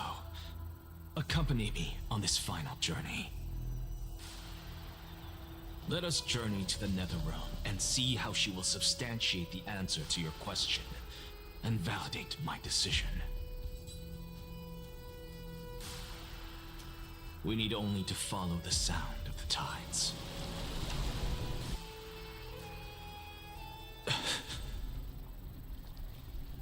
You are... Well done, child. Just as I foresaw, you have achieved great things. Teacher.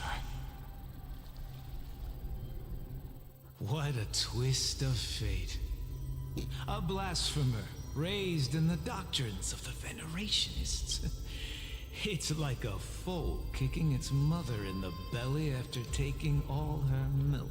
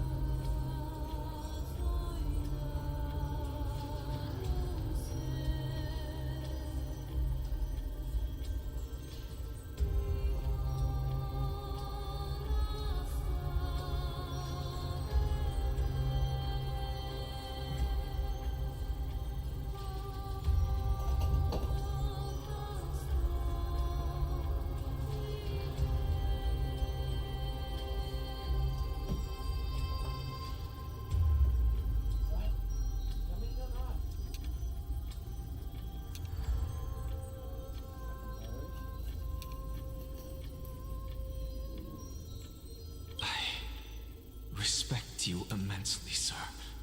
But you cherish the truth even more.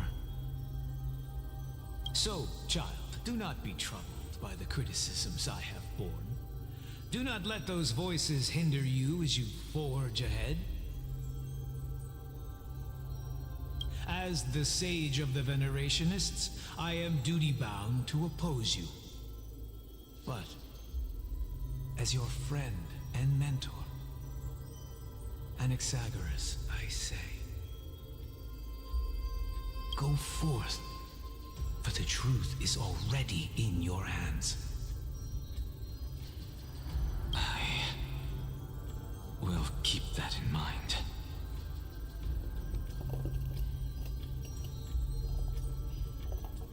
Go now, child. Your lonely pursuit is about to welcome a new chapter. And when you reach the end of this journey, may we meet again with the truth before us. You have my word, sir. May Circes safeguard your thoughts. May Circes safeguard your thoughts.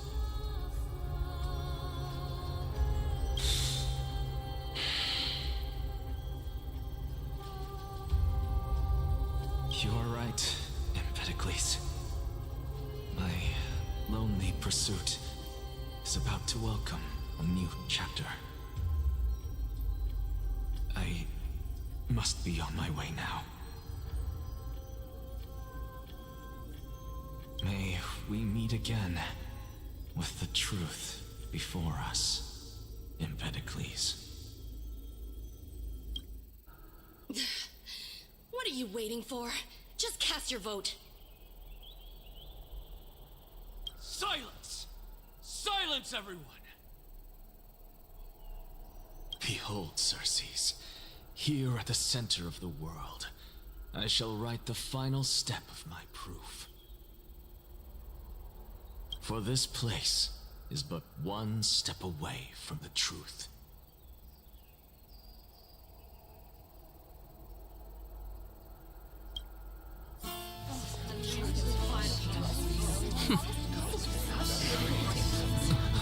Professor, I completed the proof you wanted.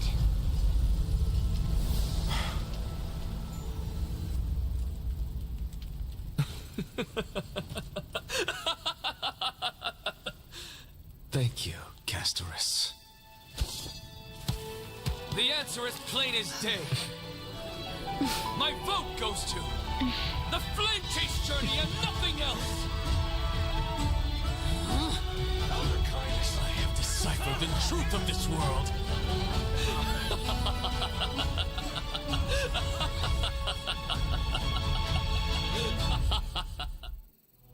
With the balance shattered, the result is clear. By carefully enter Lenten above, as the Theoros I have observed. No! Ligus, you can't! Anaxa, what have you done? Have you lost your mind?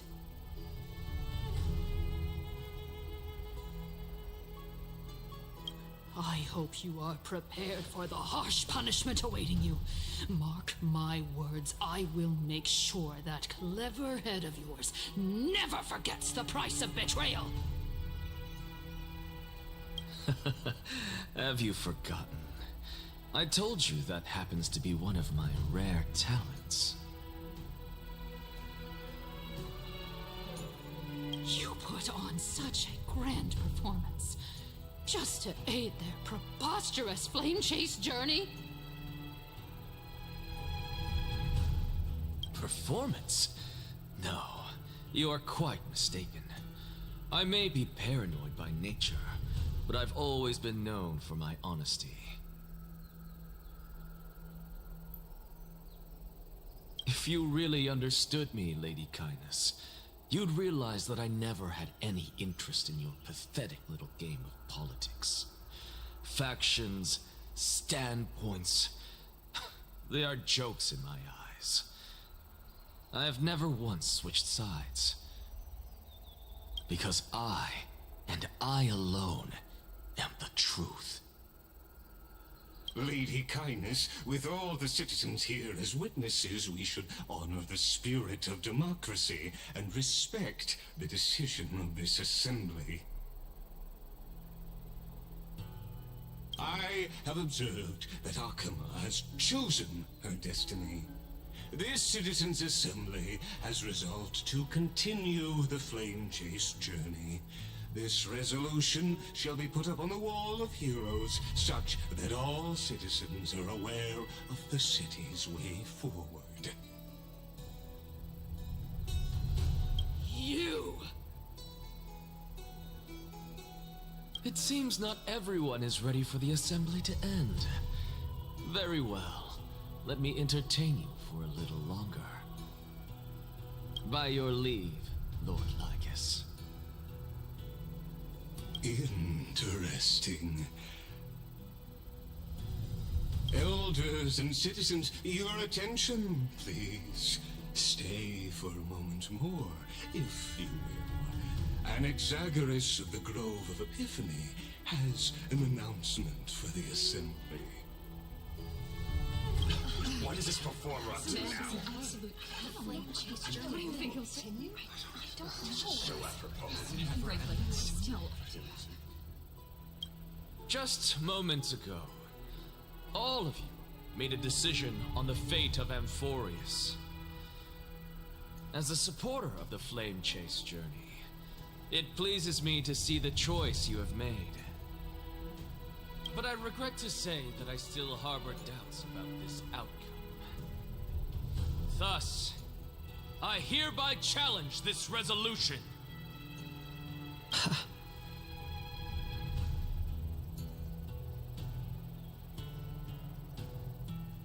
Tell me, who among you dare swear to Kefali's name that Era Nova will truly welcome the fairy tale ending that the Chrysos heirs have promised? A beautiful new world free of calamity and madness? Nonsense! That's impossible! What is he getting at? Of course he...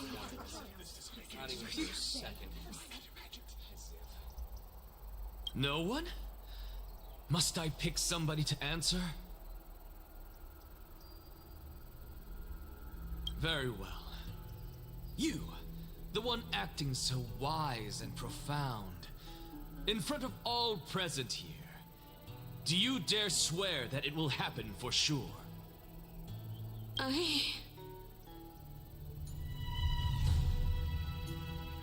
No? Fine. Next. You, the one with ignorance written all over your face. Yes, you. Do you dare swear by it in front of the Titan? What are you trying to do? Useless. Your turn, then. With that smug look of yours, you must be confident that the Flame Chase journey is the best course to take, right? Hey! Mind your tongue! So, no one? I see. In that case, Finan, answer me this.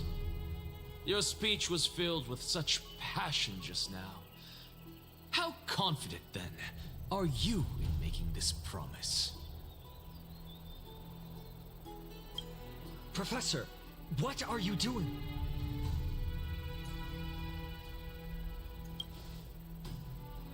Let him continue with his performance.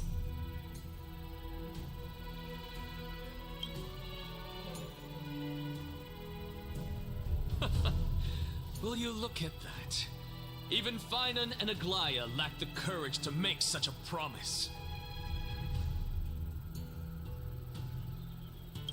And what's even more absurd is that no one but I can promise you this new world. And yet, the Assembly passed the resolution anyway.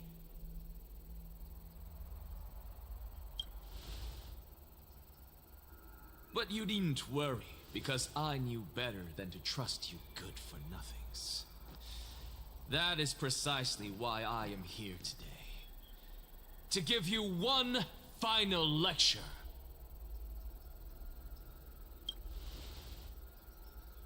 Now listen up and listen well. I, Anaxagoras of the Grove of Epiphany, hereby declare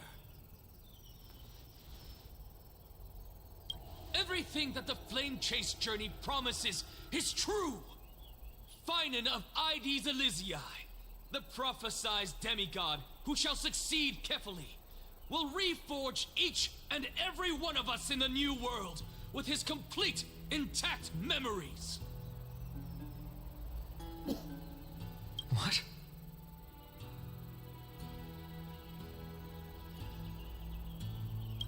The core flame-bearing titans were the Chrysos heirs of yesterday. And the Chrysos heirs who carry the core flames today will become the titans of tomorrow.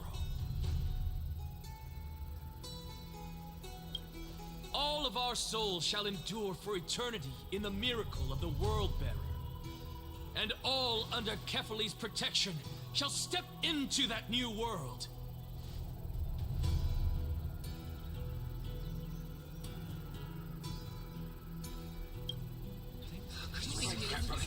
This is your blasphemy! It's impossible.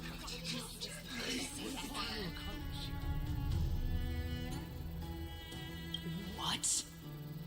Are you saying that we must bow down to you and worship you, even in our next lives? Enough, you blasphemous imbecile! How dare you try to deceive us with all these lies and falsehoods? How can you prove? I told you, don't interrupt me.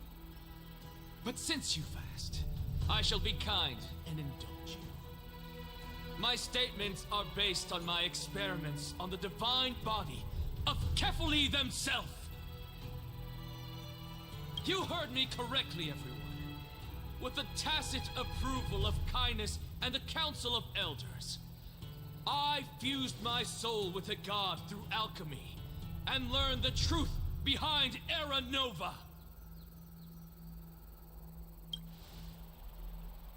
What is he talking about? Isn't that pure blasphemy? I, the vile, wretched blasphemer, deserve nothing less than death for my sins. And the Council of Elders, which granted me consent and aided in committing this atrocity, should face punishment alongside me. By the gods, even kindness has betrayed Akuma. The catalyst. We're carefully afloat.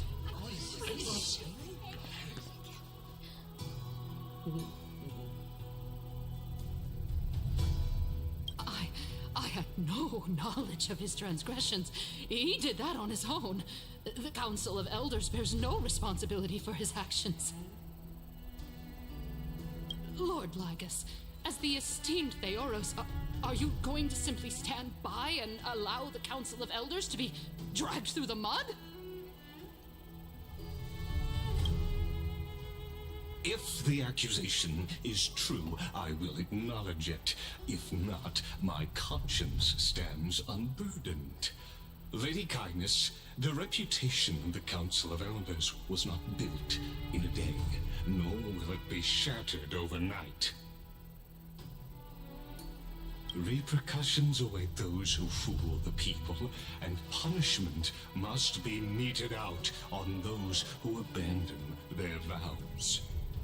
We should respect this beautiful city and her people. You...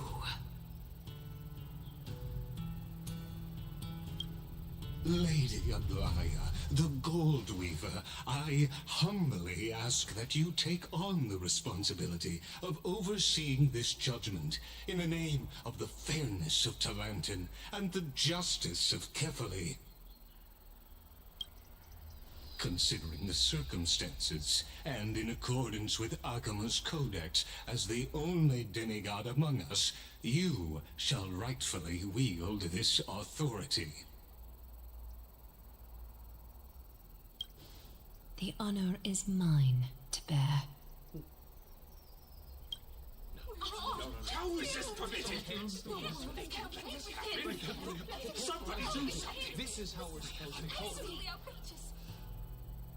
Elders and citizens, silence, if you please. Anaxagoras of the Grove of Epiphany has made his statement clear. As per Akima's codex, I request all present citizens to stand with me in exercising the right of judgment.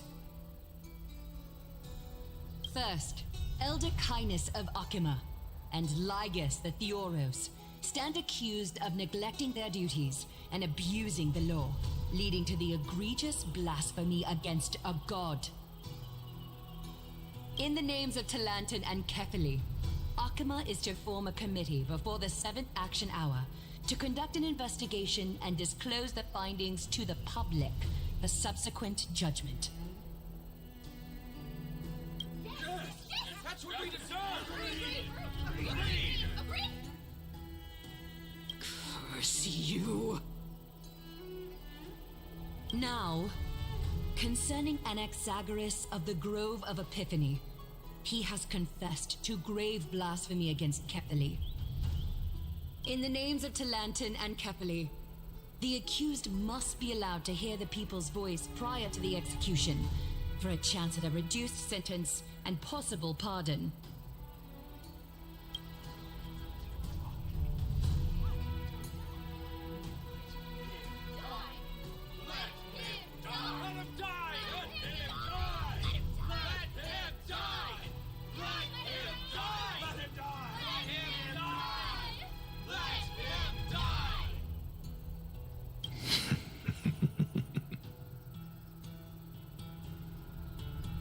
Professor.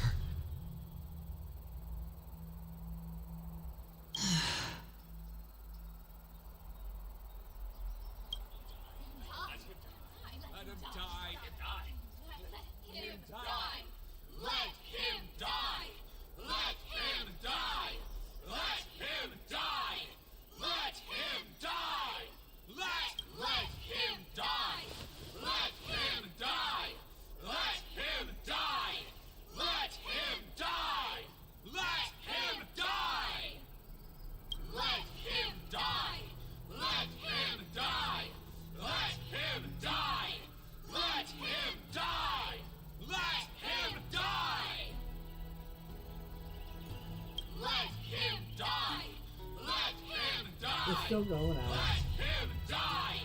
Let him die. Let him die. What decision will you make, Lady Goldweaver? Enough with the hesitation, Aglaya. This is not like you.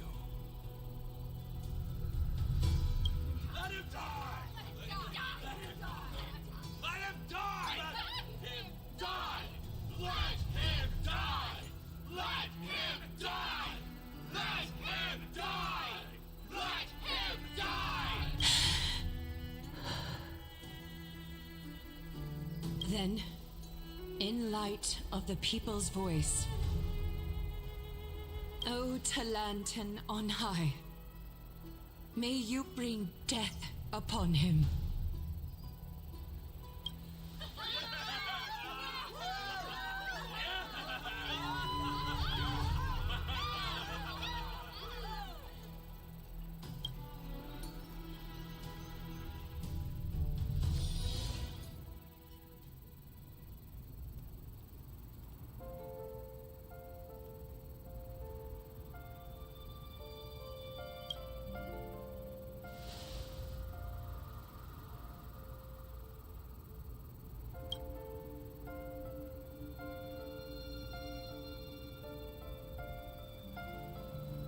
Allow me to reintroduce myself.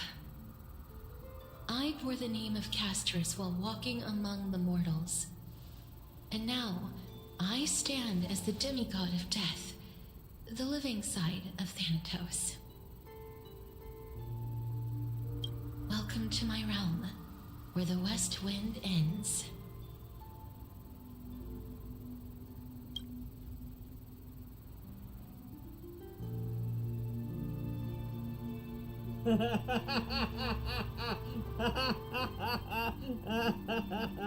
Oh, I gotta take a picture of that. Oh, shit.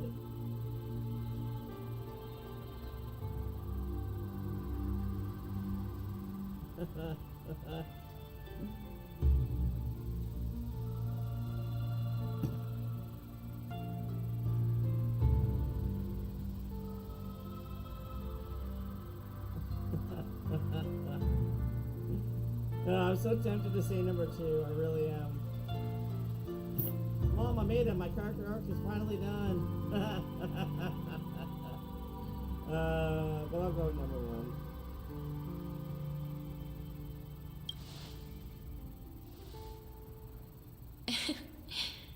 Every departed soul who has arrived here has expressed the same.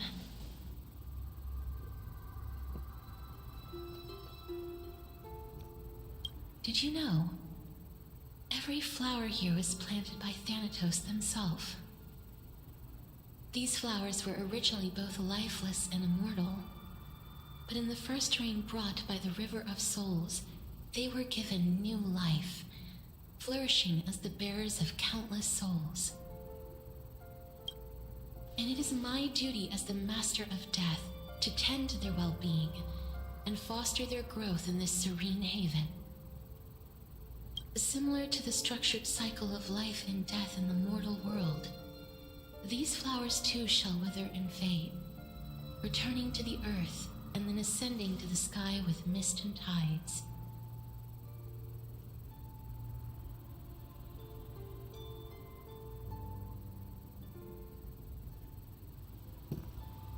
Eventually, they will descend to the mortal land as gentle rain. Every soul undergoes the perpetual cycle of reincarnation, albeit in varied forms, until the world meets its end. Yet, sadly, there's no time left for Emphorius to wait for when the flowers bloom again. Now, death is the power at my fingertips. It once led the souls of the deceased here, but I shall open the gate of the netherworld and return you to the realm of the living. In exchange, please take the core flame of death with you and complete the flame chase journey. Do not let our work thus far be in vain.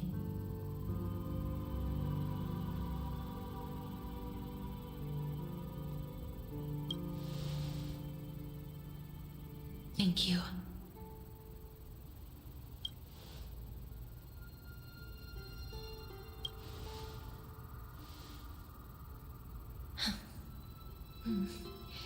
Just like the other demigods, I will stay here and embrace my destiny. That being said, it is not easy to guide a lost soul back to the mortal realm. The whispers of death are sweet and alluring. If your determination wavers, you will succumb and be forever ensnared by the netherworld's grasp.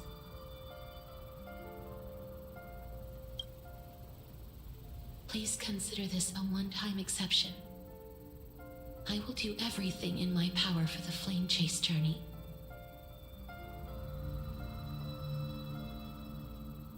And for your life, the only life I can save.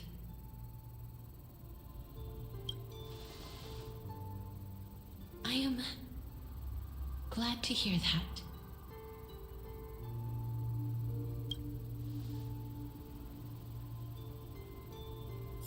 Over here!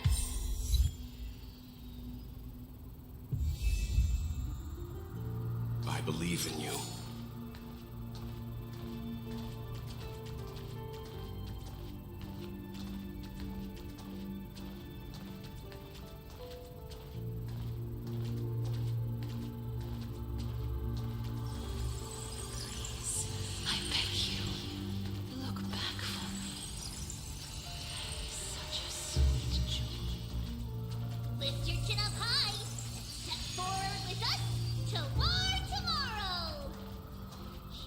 That's right.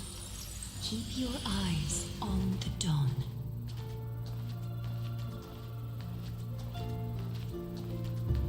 Onward. Show me your courage.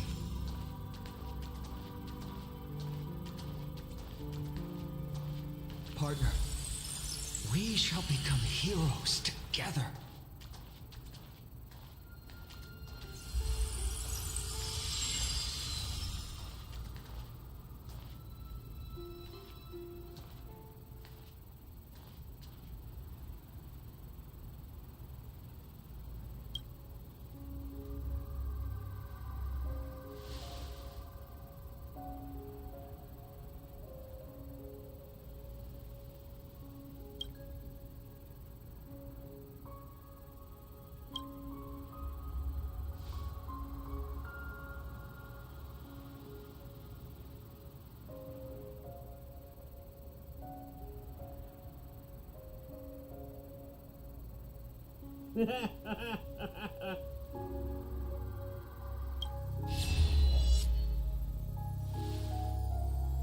Fear not, as a touch of red will be awaiting you at the end of the path.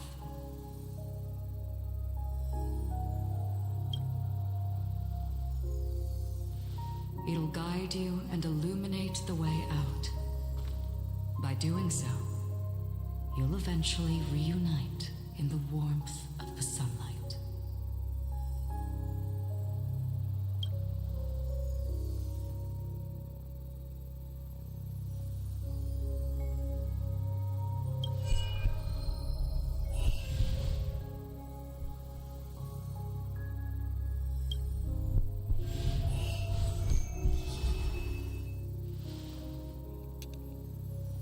All of this is proof that you once lived.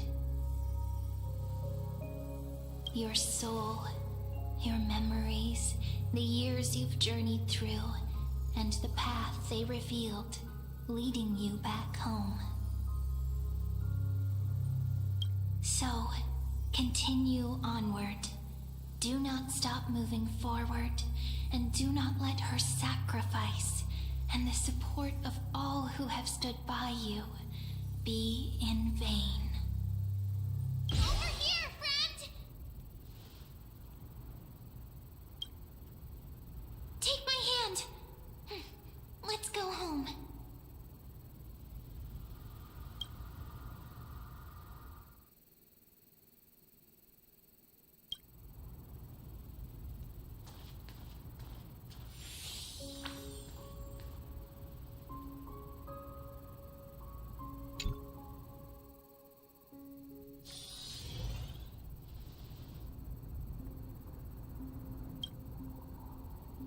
At last. I knew you could do it.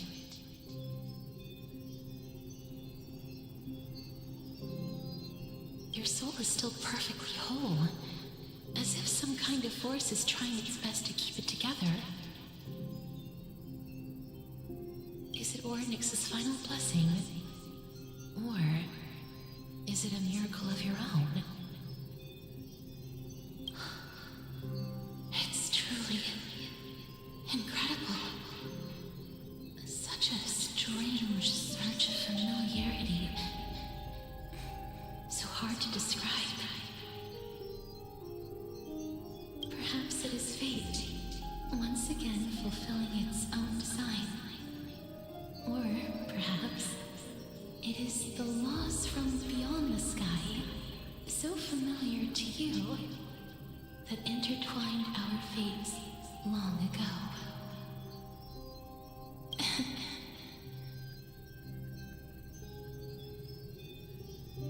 It seems that this is the riddle which cannot be solved anytime soon.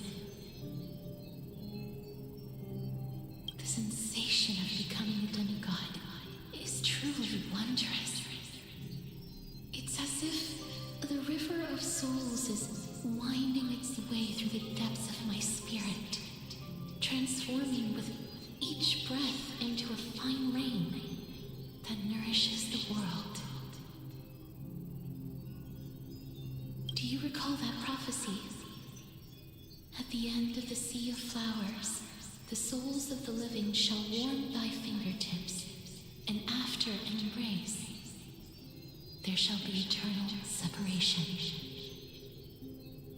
I promised you that I would do everything in my power to give it another meaning. Now, as I stand as a demigod and destiny draws to a close,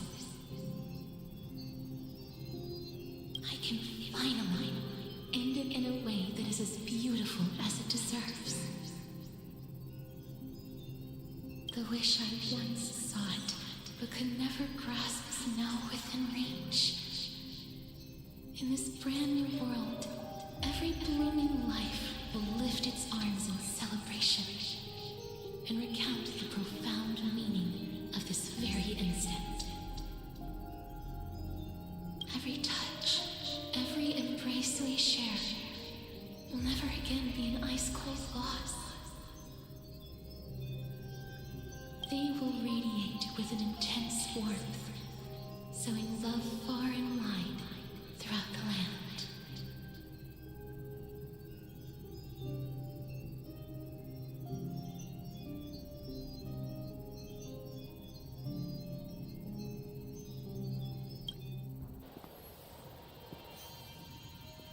The other shore is very cold.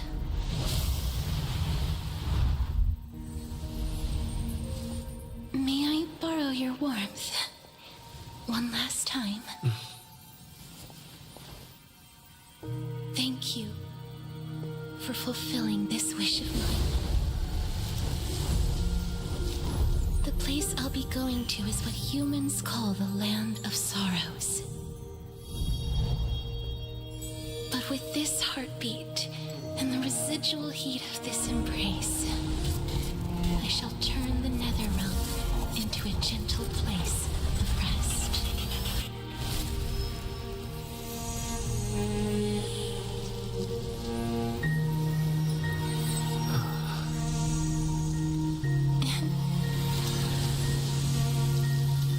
This embrace may be brief, but it's the proof that I once lived. Farewell, then. May we reunite in the new world.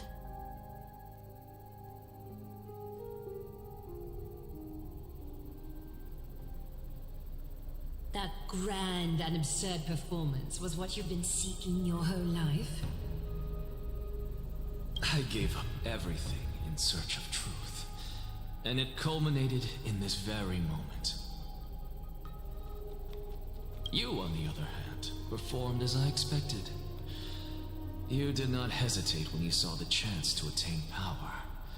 It's as if you crave power, like a fly craves rot. Those are your words, not mine.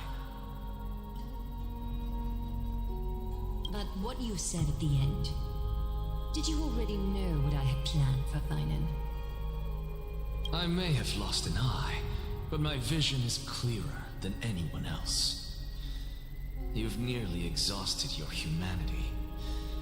You're no different from my current state as a walking corpse. That's true. I've long since burned to ash over the past 1,000 years. Only he is capable of unleashing a raging fire that rivals our final great enemy, Aquila. So, this is our last chance. How about we let go of the bad blood between us? May I resonate with your core flame, Aglaya? Please do.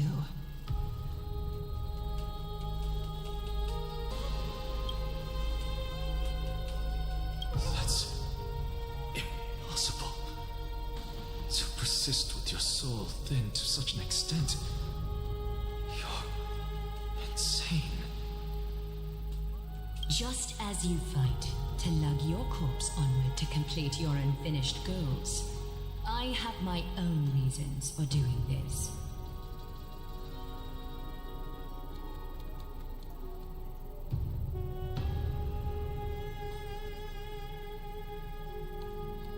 Until Finan grows into his position as the prophesied leader, I must continue to lead everyone on the flame chase journey. I must keep inching forward, even if only as an empty shell. I've long predicted this was the case, but I didn't think you'd already lost so much.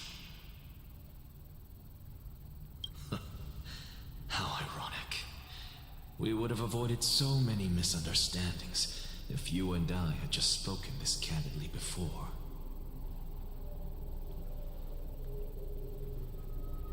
But casting aside our ideological differences, there is one thing you and I agree on.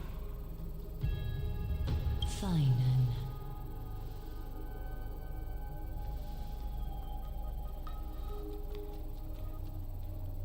Yes.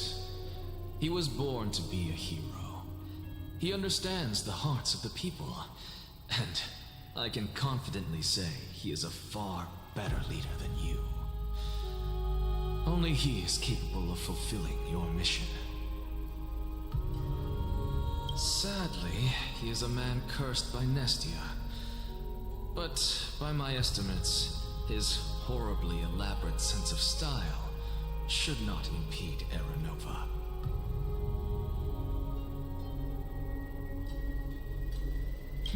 Congratulations are in order. We found common ground at the very end of our destined paths. When you put it that way, it makes me want to take back what I said. Glaya, we're back. Come welcome our great hero reborn from the ashes. I hope he didn't hear your earlier assessment. It wouldn't be the first time I criticized him. A man should be aware of his own shortcomings.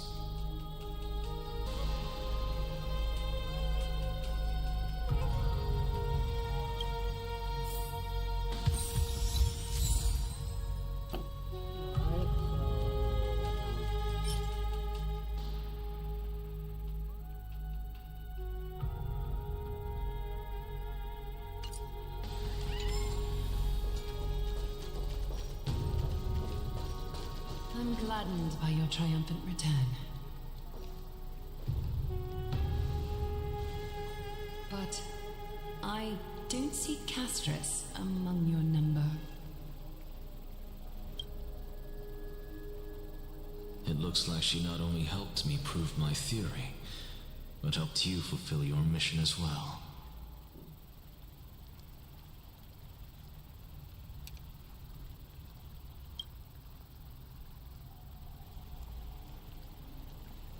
She might not have been able to change her fate, but she still wrote the final verse of her epic herself. Trinan, please recite the prophecy for us. Trailblazer, please surrender that scalding cool flame for us as well.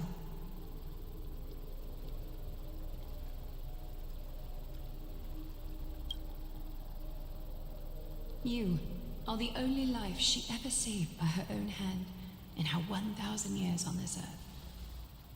I believe no one is more qualified for this noble task.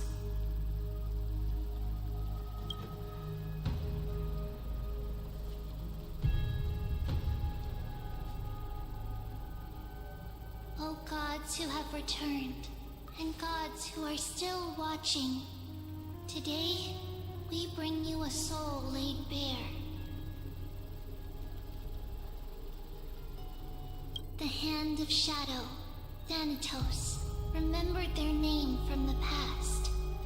From daylight they came, and to their fragrant dwelling they return, to walk now among your ranks. And there was one who joined hands with the Titan, a traveler risen from the dead and reborn among mortal kind. He is the everlasting night, and shall now proclaim in his good name, O Majesty of the 12 Titans, pillars of the world. We seek your divinity to mend the rifts of the world. Fill our bodies with blood of gold till we wither in willing service to the prophecy. Step forward, trailblazer from beyond the sky, and together with us, surrender the core flame and carve their star into the sky.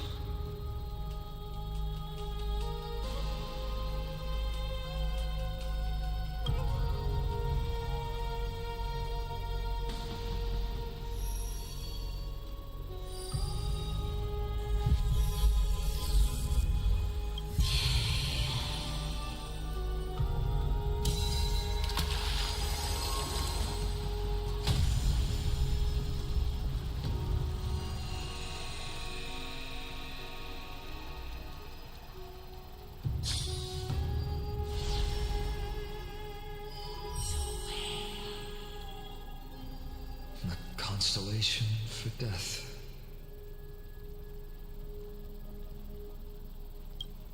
For life and death, to be more precise.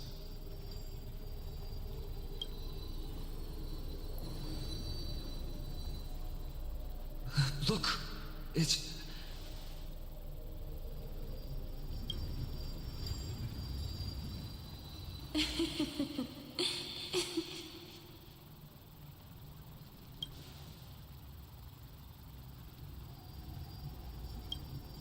No, it's only a divine echo.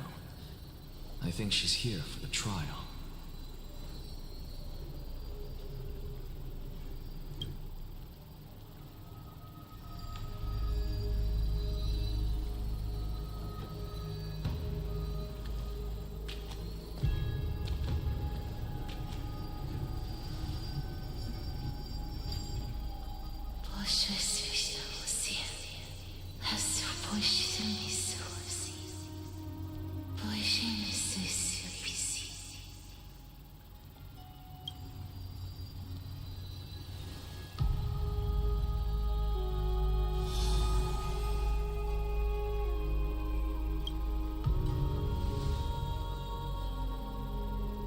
What did she say?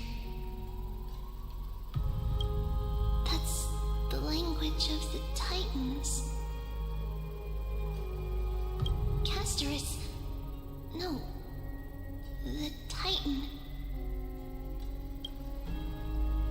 They said... I have illuminated the cold shadow of death. Onwards. For your path to the future is bright and its flame eternal.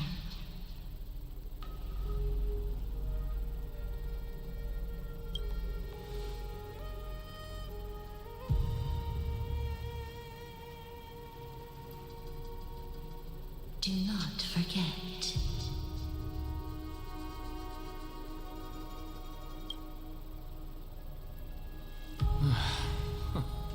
She made quite a scene. I suppose it's my turn now. I won't stop you. Professor, you... What's with that look? You were present. So, let's get this execution over with. We wouldn't want to bring shame to Akima's divine laws or keep me from creating a new world. You never change, do you, Professor? I don't understand. If your theory is correct, you'll lose all memories of your past life once you become a Titan. So what's the point of becoming a god?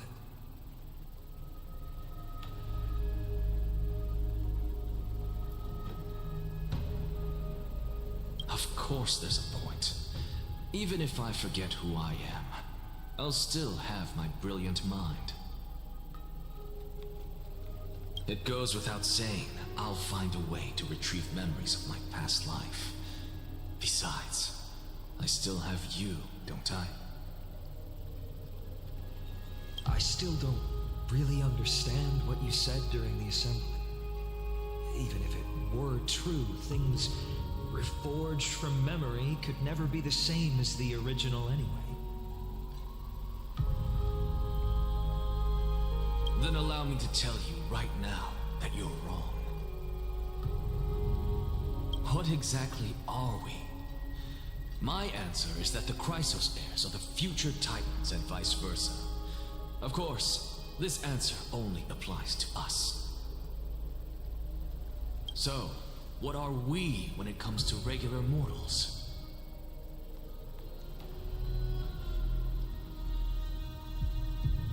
The very essence of the world, our souls, are tiny invisible seeds that hold records of each person's memories of the world. And we are the buds that sprout from these seeds to grow into great trees. Is that what new sporism means? Correct. Once our physical bodies are born, we become new extensions of the world. From there, we plant our seeds into someone's memories, and then scatter them into the hearts of countless people in the future. Just as seeds are affected by their environment, so too will our appearances differ across memories. But the partial memories we carry will always be the same, because that is just how the world is. To destroy our very existence, one must destroy the world itself. But we have someone who will still live on with his perfect memory. That person is you, child of Kefali. This is what it means to be the world-bearing Titan. So, carry everything of this world and live on. Don't disappoint those most precious to you. Don't disappoint Lady Goldweaver. And especially, don't bring dishonor to my theory.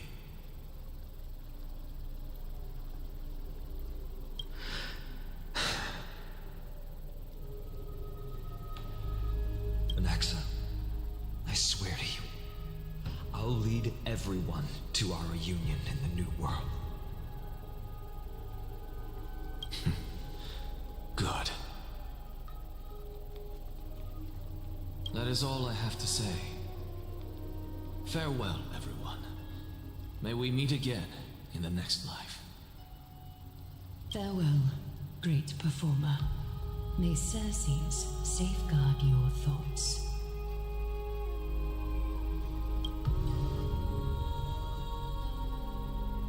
Are you satisfied, Honorable Titan? Very. I hereby swear I have borne witness. Anaxagoras of the New Sporists and the Grove of Epiphany has successfully overcome the trial of reason. Thus, I shall confer upon you these words. You shall transcend the peaks of purity and return to corruption and hardship. Oh, so that's a god's prophecy. It sounds like you just rephrased my past, present, and future. Oh, Circes. Is that all you've got?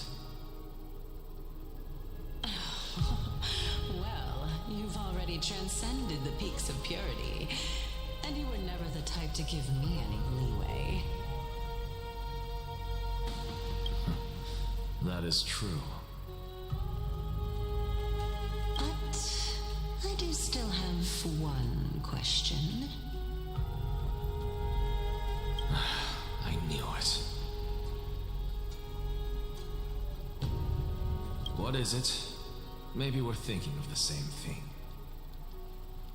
As you've so boldly stated, we and the world itself live on through the memories of others. If that is the case, Whose memories did the very first new spore sprout from?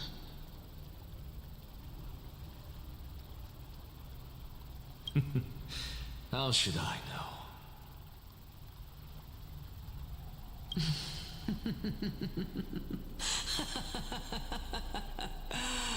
Oh my.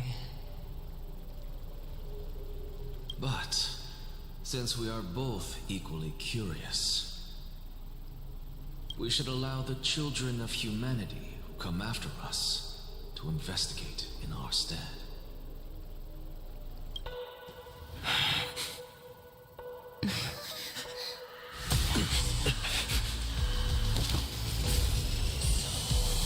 Rejoice, Circes. I sow the seeds of suspicion in the new world with your soul! And now, the objective is complete. That is all.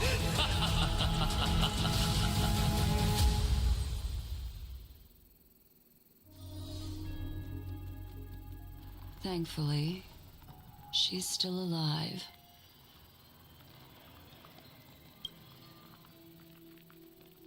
Was March 7th also in this condition when she was first rescued by the Express?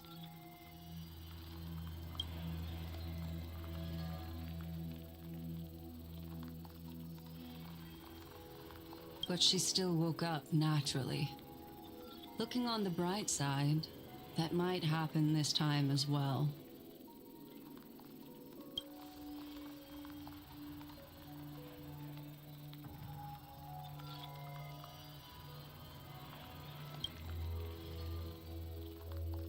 I do not have conclusive evidence, but judging by her current condition, perhaps March 7th's memories have been hijacked. Think about it, Miss Himiko. What will happen when someone loses their ability to remember?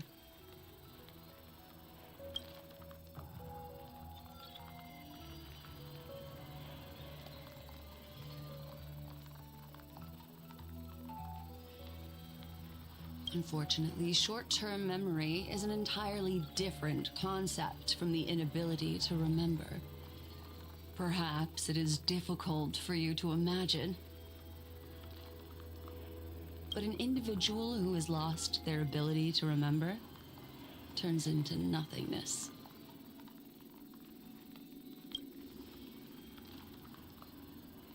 The belief of the Garden is that everything in this universe can be interpreted through memories.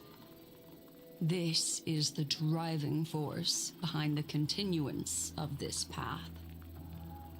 The past is made up of memoria, while the future is a possibility that will eventually be converted to memoria. But the present, it doesn't really exist, and it's only an abstract expression.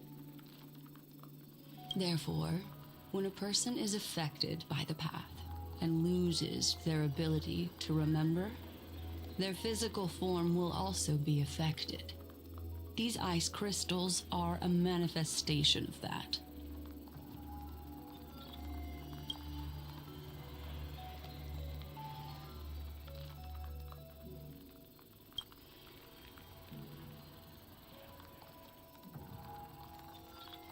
Is Miss Himiko suspicious of me?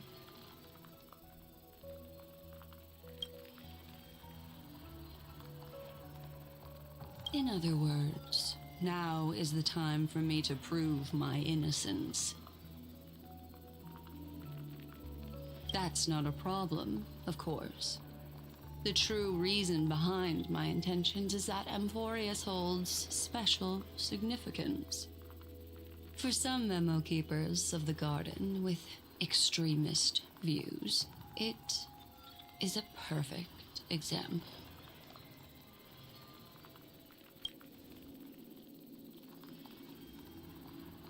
A world that can only be seen through the Garden's mirror means that memo keepers have the right to keep the world in their private collection. If those Pathstriders of Remembrance were to uncover the secrets of Amphorius first, they might unleash their wild ambitions and remodel more worlds into a similar form.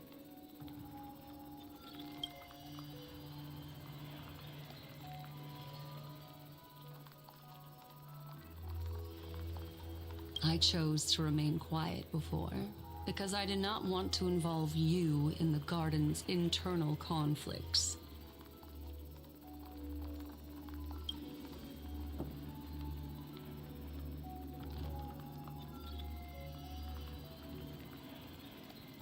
You can be even bolder with your guesses.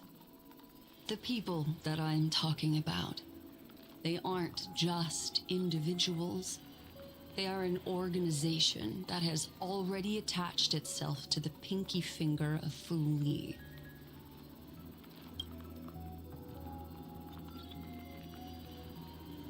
I cannot be certain, but at the very least, they are capable of doing so.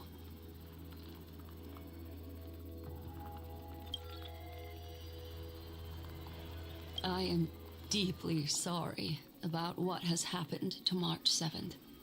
But the deal that I propose still remains a fair one. Amphorius is still an excellent destination, and investigating further might allow us to uncover the truth behind the accident. Miss Himiko, the wisest choice right now is for us to continue cooperating.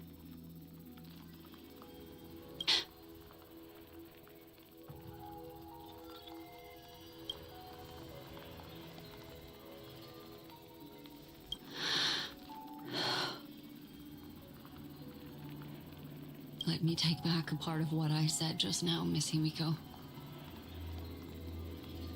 Although we indeed struck a deal, it seems like I have involved you in some unforeseen danger. Please accept my deepest apologies.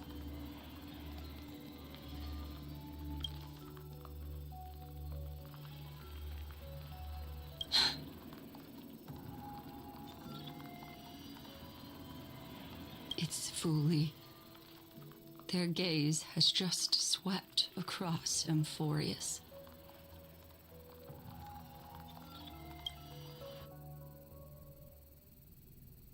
Oh, how interesting.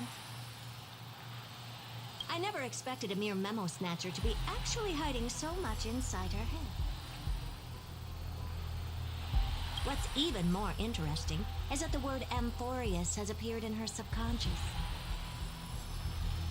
This lady seems to be having fun. Is she usually like this?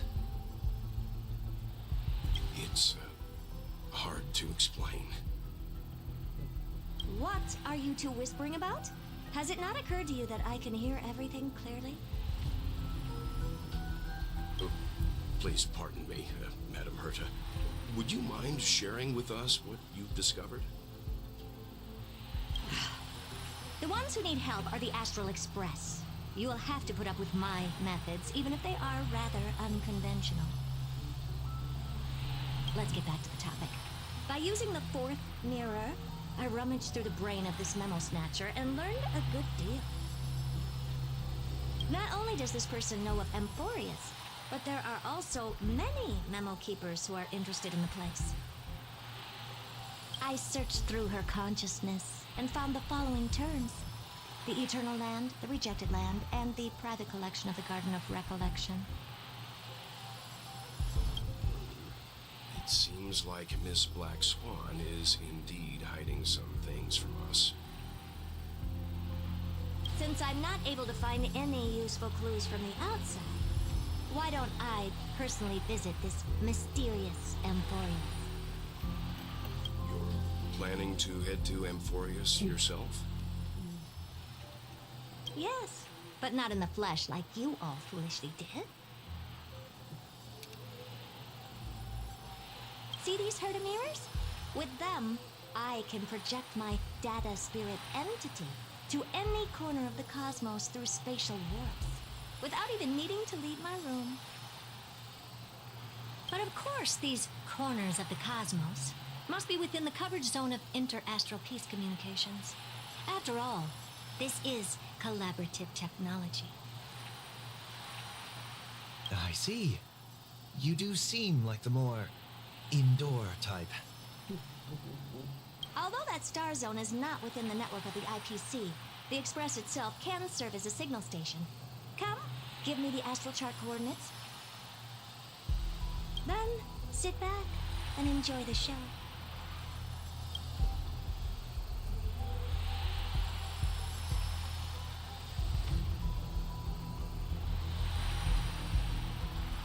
All right, now that everything is ready, mirrors, get to work. Madam, watching you work has been an enlightening experience for me. It's hard to imagine that an outstanding scholar like you could maintain such a relaxed manner most of the time. Your calm and collected nature is truly a trait that I should learn. This brat. Why does everything that comes out of his mouth sound so snarky?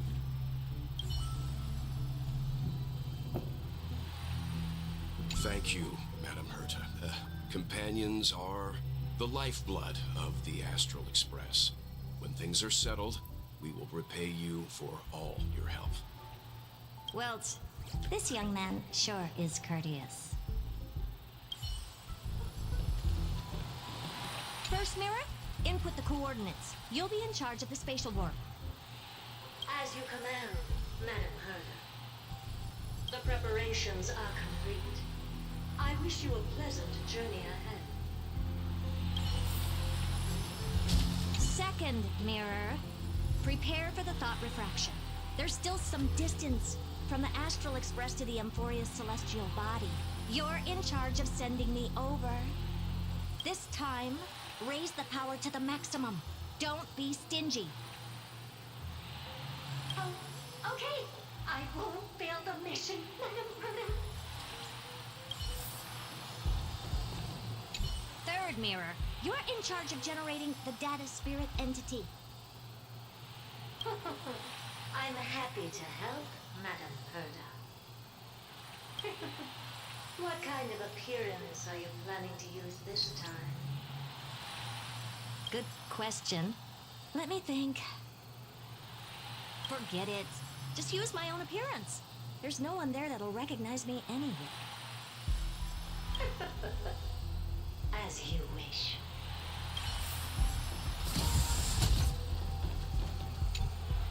Preparation of the data spirit entity complete. Thought refraction at max power. Excellent. The first mirror. Let's get going. Have a safe trip, Madam Herta. May your journey yield good results. Coordinates input complete. Preparing to activate spatial warp. Destination: unknown celestial body. Amphorius. Spatial warp countdown. 5, 4, 3, 2, 1. Warp activated.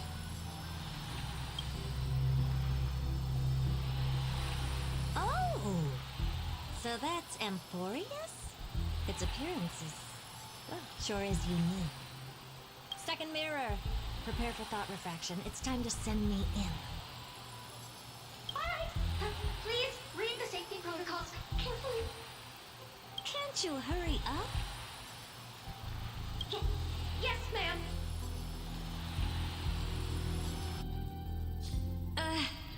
I didn't expect it to be so turbulent. I should have asked the second mirror to use slightly less power. What a magnificent sight! Is this the entrance to Emphorius? Let's see. Perhaps I'll be able to find a way in.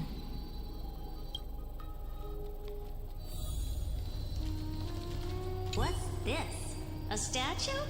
It's ugly. I don't like it.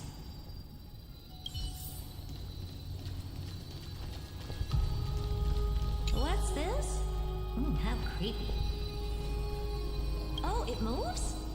Who are you trying to scare?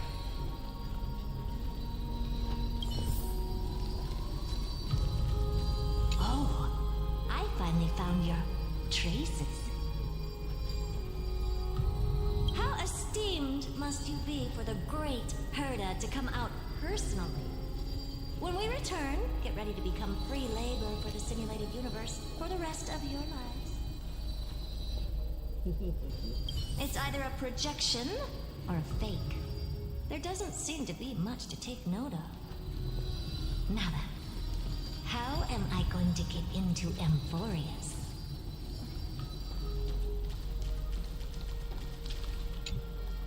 My deepest apologies, esteemed lady. I'm afraid that you cannot proceed further. Who's there?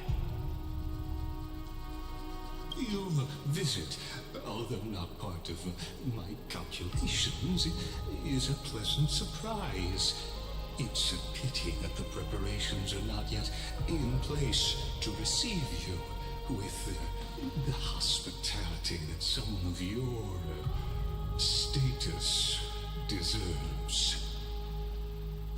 Are you not going to answer my question? Who are you? I have many identities, and I'm going to have even more in the future. But if you just need a form of address, you can use my common alias. Lycurgus Lygus. All right, Lygus. But you can't possibly think that I'm just asking for a name, can you? Regrettably, I do not have the authority to share more information.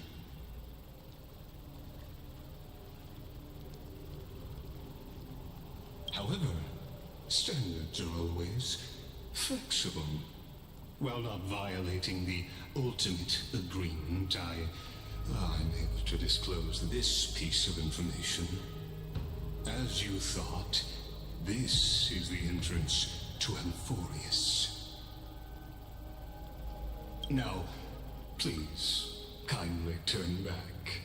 Amphorius is not a world that you should be involved with, regardless of what kind of magnificent achievements you have accomplished. This place will not open its doors so easily. You seem to understand me very well. Then you should know that I have no reason to listen to you. Your reaction is completely within my calculations. Despite my long years as a watcher, it seems like my assessment of human nature still remains accurate. From you, I'm able to sense a beautiful desire for knowledge.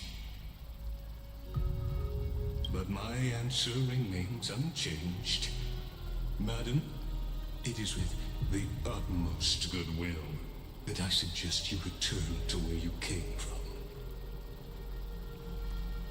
Let's assume for a second that I'm not so well-mannered, and that I insist on uncovering the secrets hidden behind you, Mr. Lygus.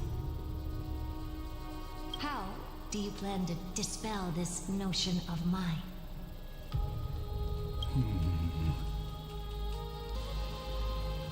Within the scope of the ultimate agreement, there are 178,244 logic chains at my disposal to convince you.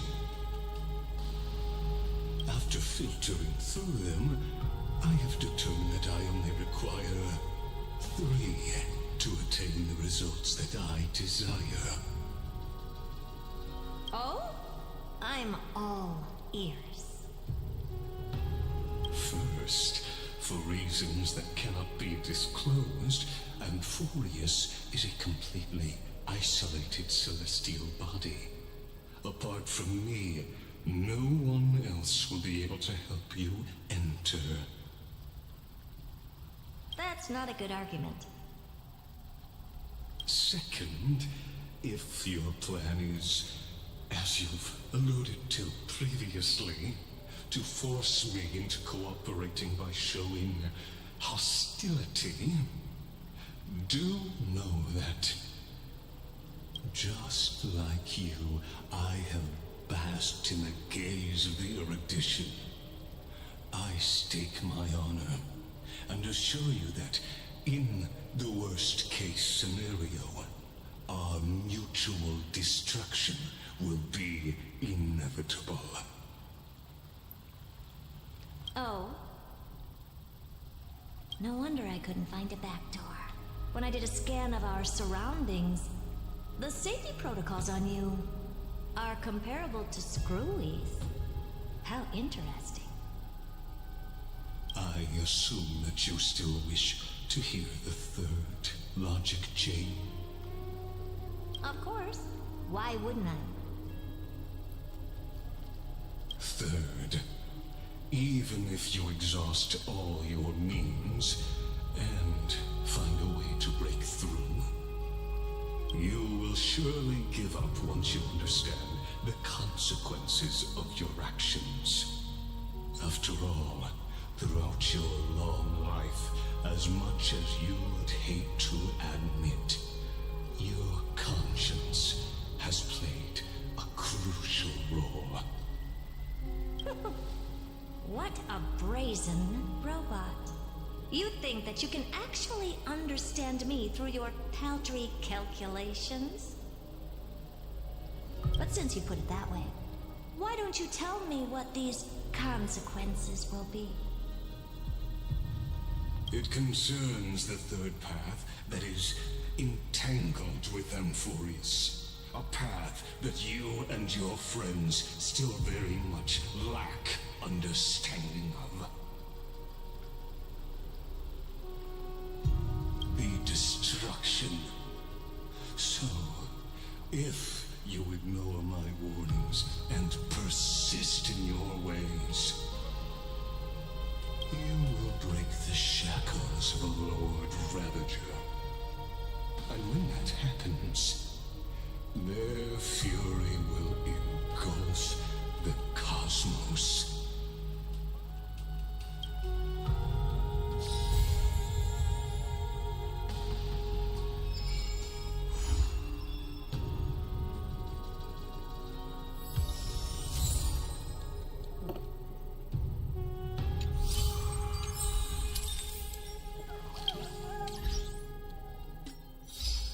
Oh, it's getting fucking warm in here again.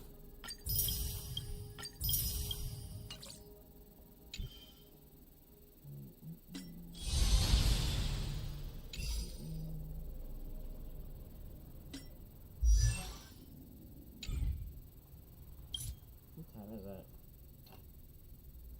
Now 4:45. I'm gonna get back to my anime. I got quite a bit done, so. And I need to turn my air conditioner back on.